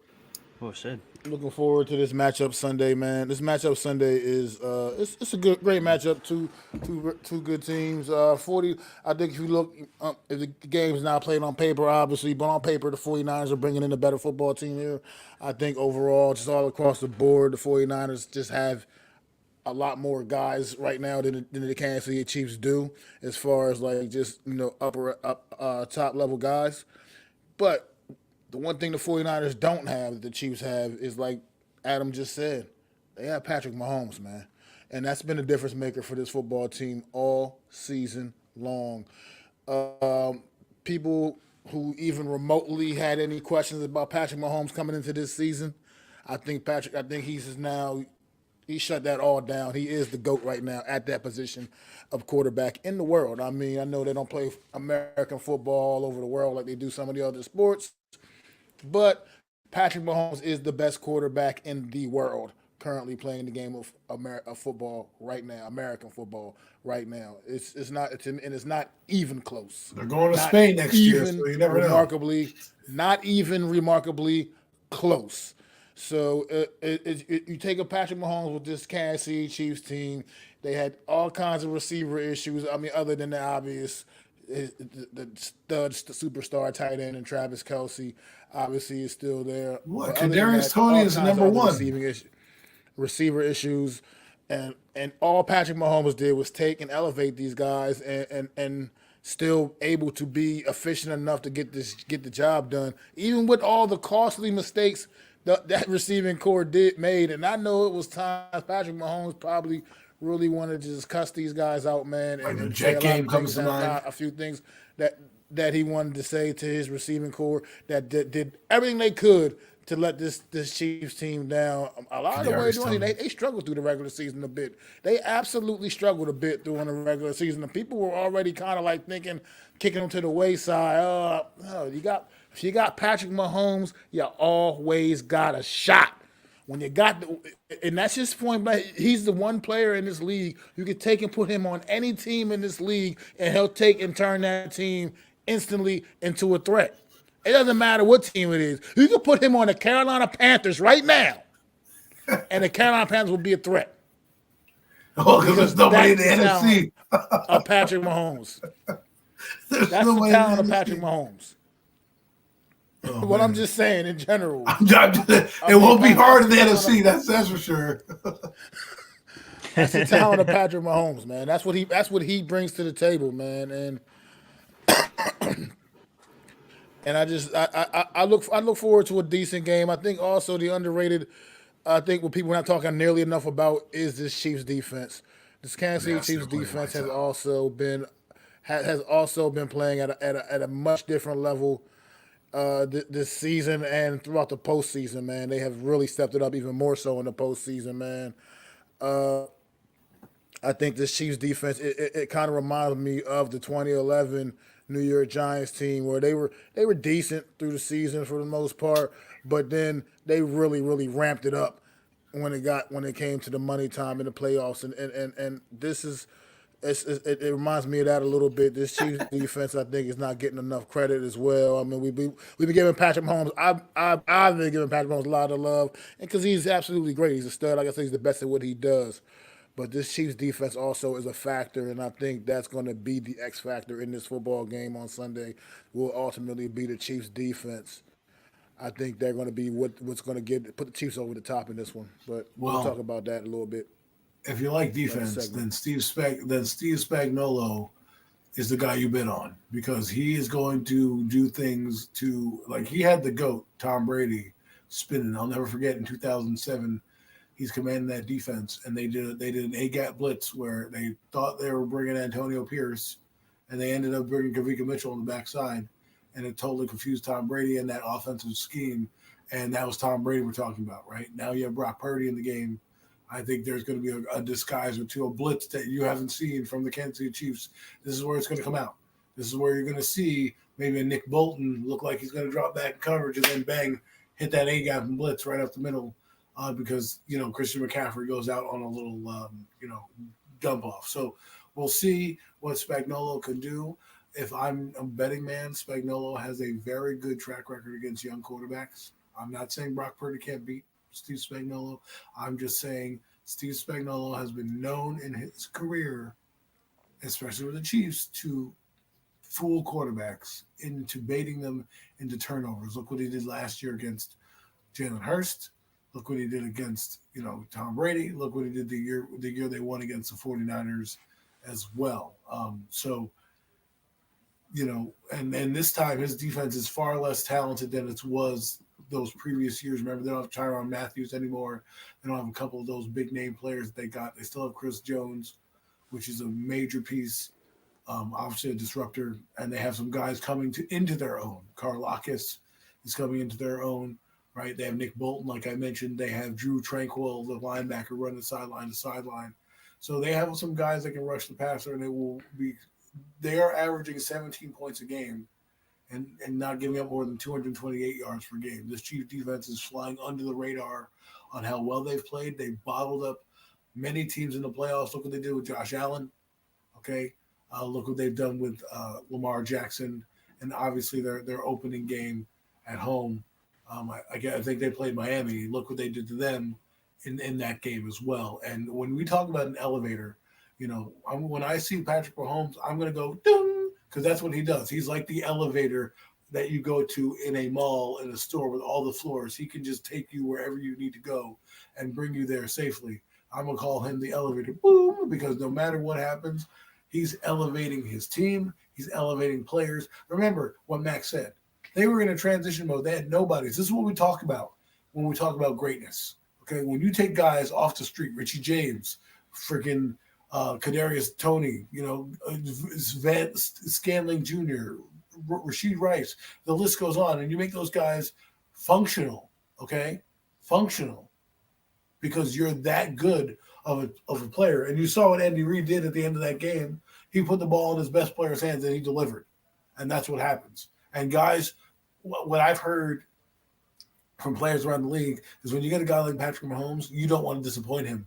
You don't want to disappoint him because you may never get the football again. So you're going to try to make those plays at a high level because you never know what they're going to do. And then when you elevate these guys and you do what you do, you end up with Mahomes, who had a down year, but it still technically should be an MVP year with how he played with the people on his team. Off my soapbox. Go ahead. No, I think you guys made two great points. We're gonna go down to like previewing the outcome of the game on how you guys think the game is gonna play out, and then I want to hear you guys' predictions. But before that, I will say that you guys made great points. It does start off at the top. I missed a little bit of Adam's beginning of his point, but got the gist of what he was saying. Not to echo anything, but you got the coaches, you got Andy Reid, you got Kyle Shanahan. Both excellent coaches with the coaching staffs respected around the league, feared around the league. You know what I'm saying? We got two great quarterbacks in their own right. It's the underdog, last pick of the draft versus the guy who's trying to repeat. That said before the year started that he's going to repeat. A lot of people counted them out throughout the year with the Kansas City Chiefs, but this is, I believe, Adam said a little bit, touched on that a little bit. I believe for me, this is the best defense that Patrick Mahomes has ever had. It starts all up front with Chris Jones. It starts with the scouting department and the developmental department. With being able to draft these players and then not only draft them, but get the right coaches in-house to develop them. I think that's absolutely amazing. All starts with the offensive line, and then with the quarterbacks and the safeties, and then looking at over the defense with Chris Jones up front, and then what they have there. But getting into the receivers, they do have young players in Reggie Rice and Watson that is probably gonna get his throughout when his time comes. I could see maybe a trick play from Tony.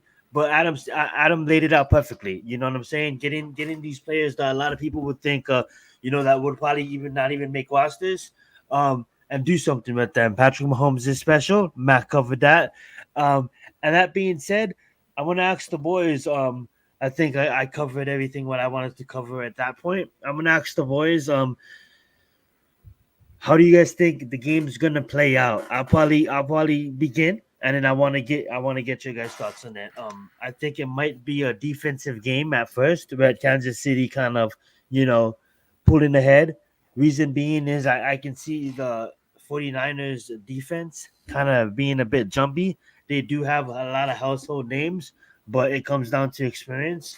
Although a lot of people played in big time games, a lot of the roster hasn't been around for the last time they appeared in the Super Bowl. And that being said, even though the foundation is good, it isn't just another game. It is the Super Bowl. I think Patrick Mahomes and the defense and the offense of the Kansas City Chiefs is going to be more composed and more calm in the moment, pull out ahead. I do have the 49ers coming back slowly, kind of later. And my prediction, I want to say the Chiefs. I want to say the Chiefs repeat. My heart's saying the Chiefs repeat. Call me crazy if if what I'm about to say, but I honestly believe that Kyle Shanahan and Brock Purdy is going to be standing at that pedestal. Something tells me to just take the 49ers because I believe a late comeback, the Chiefs are going to probably pull ahead maybe by, I would say, 7 to 10 points. And then the 49ers come back with that defense. And we're going to see some key mistakes on Kansas City's defense. That call me crazy. I just see that's how it's playing out. And I'm going to have the game ending, but probably a score of I don't know a deadlock score, but I would probably see a score of 28-24 or 27-24 with the kick with the game winning field goal. Call me crazy, but I have the 49ers winning. Who wants to take it? Well, I think you know where I'm going with this. Obviously, as I mean, look, I just don't bet against the best, man. And Patrick Mahomes is the best until proven otherwise, man. He's the best. He's taken this Kansas City Chiefs team, like I said, that came in. A lot of people, counting them out, thinking they just weren't the same team anymore, and they're not really. But they have one thing consistent, and it's a big thing, and that's Patrick Mahomes, man. Patrick Mahomes he's just his greatness is going to shine through once again. This is yet another opportunity for him to kick down yet another door, which he doesn't necessarily need to. Like I said, Adam, you mentioned earlier. I mean, Patrick Mahomes has already done enough in his career that they can already start making his bust in Canton whenever he retires, man, and hangs it up.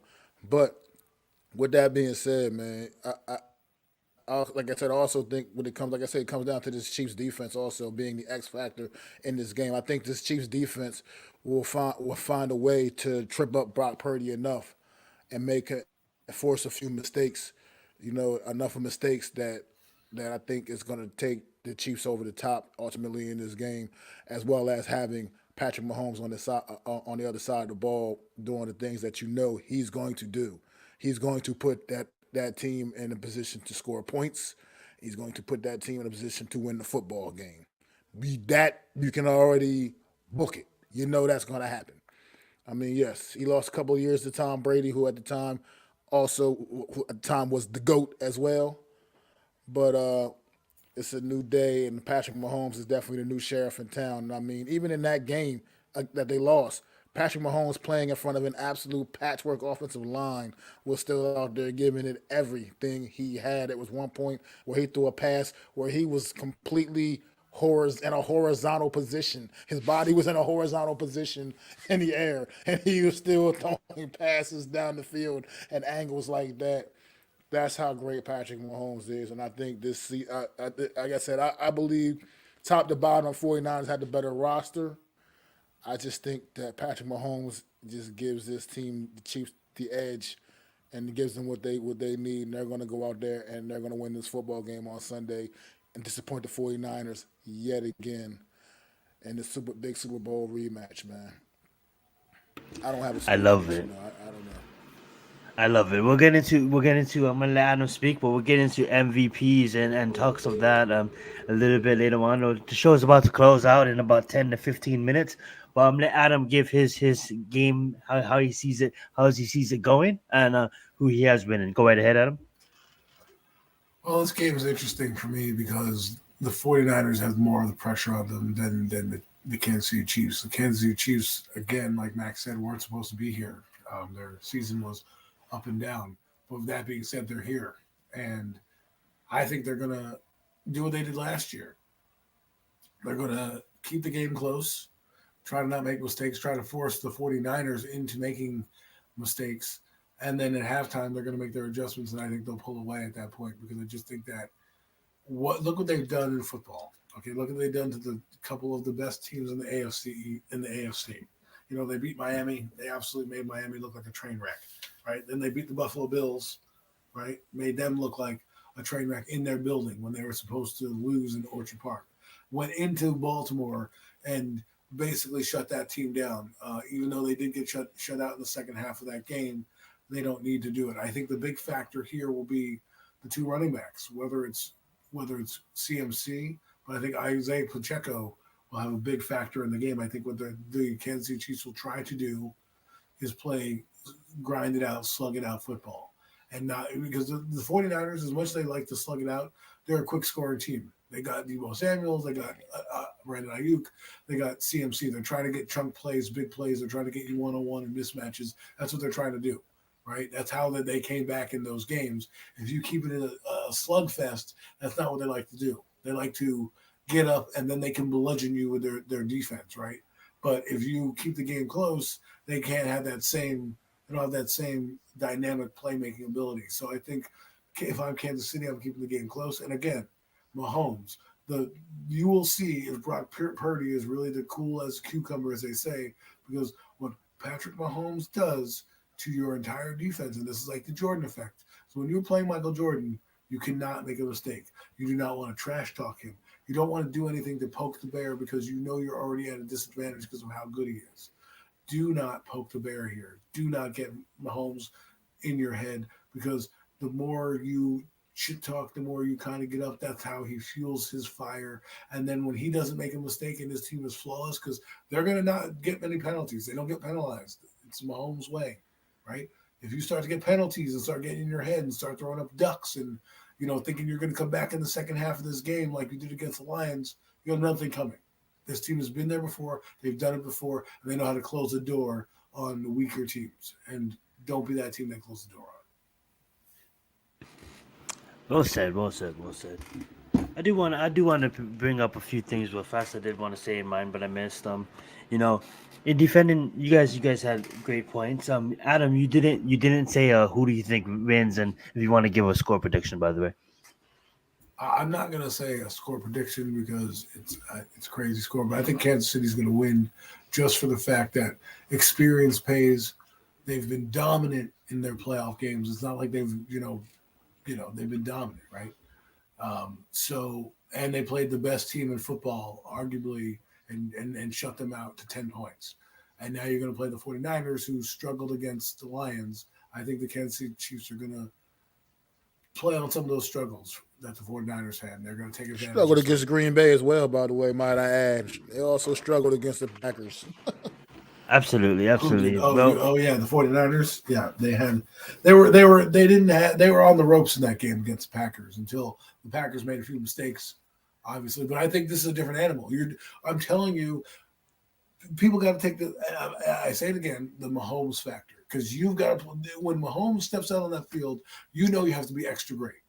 And that's what sometimes leads to mistakes, sometimes leads to you pressing and making those egregious errors because you're trying to be too perfect. Absolutely. I can see a lot of things going on in this game, and I don't want to have a whole take again. But I want to point that out. My problem with it's not really a problem.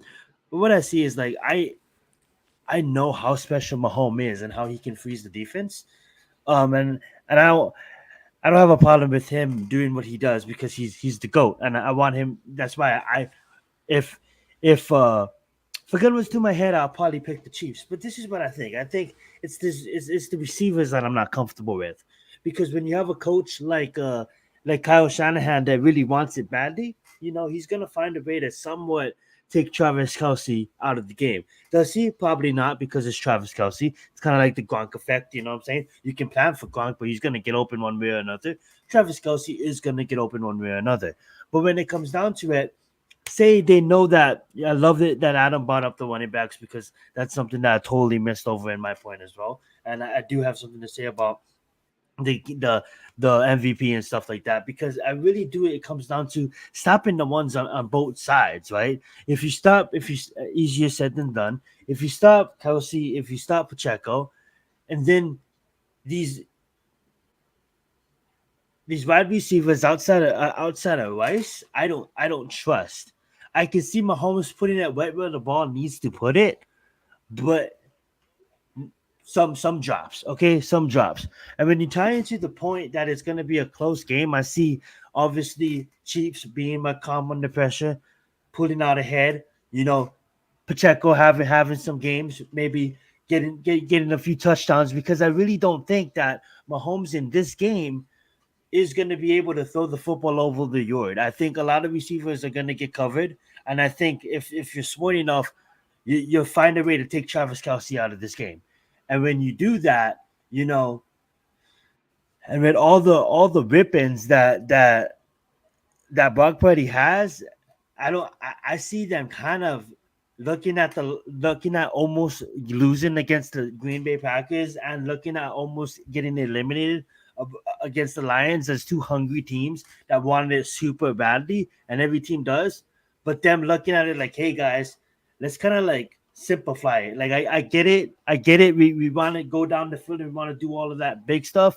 But I can honestly see in them putting in the balls of maybe a lot of runs with Debo Samuel, a lot of just getting out fast to Christian McCaffrey, a lot of just using the playmakers and not forcing Brock Purdy to really get confused of what Spags is going to bring. And we all know that Spags is going to bring a lot of different things. You know what I'm saying? But I don't want to drag it on. Without further ado, let's talk about who do you guys have winning MVP of this game, if you guys do have any. I'm gonna let Adam go first.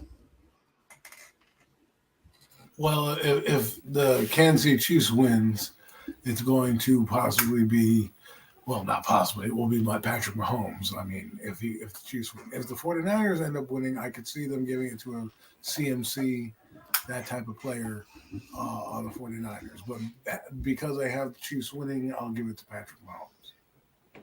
Love it, love it. Mac, who do you guys got? Who do you got winning MVP? Well, ditto with Kansas City. If Kansas City wins, I'm just have a hard time thinking of anyone else that would be the MVP other than Patrick Mahomes, unless Pacheco does get enough opportunities to do the things that I know that young man's capable of doing. But I really think that's just if Kansas City wins, it's most likely easily Patrick Mahomes. That'll be the reason, and he'll be the MVP. But 49ers. And I don't want to seem like I'm just, kind of shitting on Brock Purdy here. I just don't see it as much of a slam dunk for him to be the MVP if the 49ers win, even though he is the quarterback. And I agree with Adam. I think it would take, for the 49ers to win this football game, I think it'll take an MVP-like performance from CMC or even another guy who I'm a big fan of on the 49ers is my guy, Debo Samuel. I think and take some huge plays from him as well, possibly. So I could see possibly one of those couple of those guys being in the mix of the 49ers win the MVP. I could see that happen. I could see it being like one of those couple of guys. I think it'll take those kind of performances from those guys anyway for the 49ers to win this football game. I love it. I love it. Um, I'm gonna see how the game plays out. I don't think it's gonna be like a Mahomes for 100 type of game. I don't think it's gonna be a Brock Purdy for 100 type of game. I honestly think it's gonna be a Mahomes 200 yard game, a Brock Purdy 200 yard game. These playmakers like CMC getting majority of that. Debo Samuel, Ayuk, Kittle. If Kittle gets involved, I want to hear you guys' thoughts on Kittle. If you guys think he's gonna be a playmaker in this game as well. But I also do see it mostly majority coming down to CMC on the San Francisco side. If you turn it over to the Patrick Mahomes and the Kansas City side, like I said, I don't see Mahomes going nuts on this defense. He might do a lot of it in the first quarter when they're still trying to get adjusted. But once San Francisco gets grounded, or maybe they make adjustments at half, I honestly think that Kyle Shanahan and that defense finds a way to stop him and let Pacheco go. Let Pacheco get his. And if Pacheco gets multiple touchdowns, I see it going to Pacheco's. And a part of me wants to give it to, if the Chiefs win, I want to give it to the defense because I honestly think they need the Chiefs defense and Chris Jones and Trent, all of those guys back there to have a really big game for them to win this game, because I don't think Kyle Shanahan is a coach where I honestly don't think, as special as Mahomes is, Mahomes and Travis Kelce can do it alone. They're going to need that defense team game. Obviously, everybody knows that. But I want to see the defense win it. But they don't give it as a unit. They would never do that. So I'm going to honestly say it, the way I see the game playing out in my mind, I'm going to say Pacheco. I'm going to say Pacheco. We're about 2 hours on this. I'm good. I probably said everything I wanted to say. If there's anything else you guys want to say, I'm gonna let you guys talk, and then But I will want to say a couple words before I pass it over to you, Mac, to end it out completely. But is there anything else you guys want to say about the Super Bowl? Just look forward to a great matchup, man. I think this is a good matchup between two really good teams, two very well coached football teams. You got a future Hall of Fame head coach on the one sideline. You got one of the great young coaches in the NFL right now on the other sideline. You got two really good football teams. Like I said, you got the best quarterback in the world on Kansas City. You got just like a phenomenal offensive cast of characters on San Fran, man. Should be an exciting football game, and just everybody sit back and enjoy it, man. I mean, these teams matched up a few years ago in the Super Bowl. It was a good game that year. I think this year, it could even be a better one this go around on Sunday, man. So really just enjoy the game, make smart choices, be safe, whatever you do. However you party and however you want to enjoy watch the game, just do it. Be safe, be smart, and just have fun, man. Enjoy it, man. And it should be hopefully it's a good one. We can all sit back and talk about this one 10, 15 years from now as an all-time great Super Bowl, man. Absolutely, Adam. Is there any final things you want to say? You know, it's just gonna be fun. We're finally here. I usually take the Super Bowl as a celebration of the start of the new football season, right? Everything ends. It's a party. We really get the off season kicked off. We really get the season the off season ended. And it's just one of those things where it's like, the culmination of who won. I don't really necessarily care who wins the Lombardi.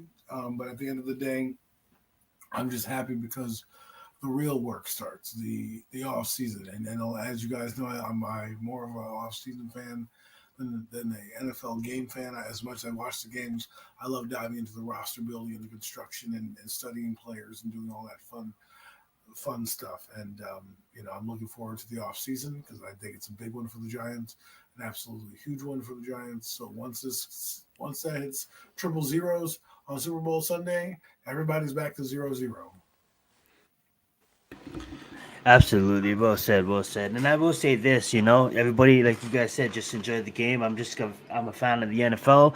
Like Adam said, I don't really care who wins. I may think certain team may win, but at the end of the day, I want to just see a good game. I hope everybody is out there safe. Hopefully, nobody gets injured. You know what I'm saying? Hopefully, the ads, the commercials, the advertisements are worth watching. Um, and I will say this: we didn't really cover any of the hiring. Talking about the New York Giants, we were gonna get into them. It looks like we did hire the defensive coordinator from the Titans to be our defensive coordinators, and Shane, and we also did hire their offensive coordinator to be our tight ends coach. So we are going to be digging into that when we come back next Friday. We'll recap the Super Bowl, of course. We'll get into the WWE press conference. That was pretty lit. I don't know if you guys watched that. Maybe in a casual. I'm getting back into it. That was pretty exciting. We'll probably be talking about that. NBA All-Star Weekend is full effect. We'll cover the NBA a little bit. Obviously, this time of the year is what Adam just said, the reset. Now we can talk about the draft. We can start, pulling up a lot of these players. We're gonna go probably position by position and talk about them as a group. And then we have a lot of stuff planned for premium takes in the upcoming months. So stay tuned. It's a fun time to be an NFL fan, and hopefully you guys have an amazing Super Bowl Sunday. And we forgot to do this, so I'm gonna say mine more fast, and then I want Adam to say his, and then Mac pass it over to Mac, and he'll say his, and he'll close it out. What is you guys' Super Bowl dish? I'll probably just be doing some hamburgers on hot dogs, nothing too crazy. Some chips maybe. I'll probably didn't get some chicken, so I'll probably avoid chicken this time. I eat a lot of chicken. I eat chicken like 5 days out of the week. I love me some chicken, so I'll probably not eat chicken for this one. But that being said, yeah, that'll probably be mine: hamburgers and hot dogs. So, Adam, what is your food of choice for this Super Well, Bowl Sunday? we're probably gonna have some wings. We're probably gonna do little mozzarella sticks. Got some Nice. nachos. We're gonna try to do so, and it's only gonna be me and my wife probably. But I like to have a lot of food and a lot of fun. And there's 4 quarters, so I want 4 different dishes for each I quarter. love So it. I don't know if that'll happen, but we'll see. And I obviously have an adult beverage in my hand as well. So that's about it. Love it. Love it. Mac, how about yourself? And close it out. We're done here. I am a traditionalist, so it's gonna be some wings, pizza, and beer, and I'm good to go, man. And you have a happy Giants fan watching the Super Bowl. Some wings, pizza, and beer, No. and I will be having that aplenty on Sunday while you're watching the football game. I think I'm gonna wear my stretch pants. Let's get it. But That's what's up. everybody, we do appreciate y'all hanging out with the Horsemen for the last 2 hours, man. It's been awesome. It's been a super dope episode of the Premium Takes podcast, man. Love doing this each and every Friday night with my guys. Man, throw them fours up for the one and only NYG Jeffy T. Always here representing with us, man. No doubt indeed. Everybody enjoy the game Sunday. Enjoy the commercials. Whatever you're watching it for, enjoy Taylor Swift. Whatever you're watching the game for, just enjoy. Enjoy the Yeah, we'll be game. there. Have fun. It's the Super Bowl. It is the Super Bowl after all, man. And thank y'all once again for coming out to the and joining us for another edition of the Premium Takes podcast. Make sure y'all hit that thumbs up. Make sure y'all go to each of our channels, hit that subscribe button, man. Help out, support our channels, man. No doubt indeed. We appreciate y'all for tuning in. Everybody in the chat, you all been great, man. And like I said, enjoy the game on Sunday. This has been another edition of the Premium Takes podcast. We will see y'all next Friday. Pass.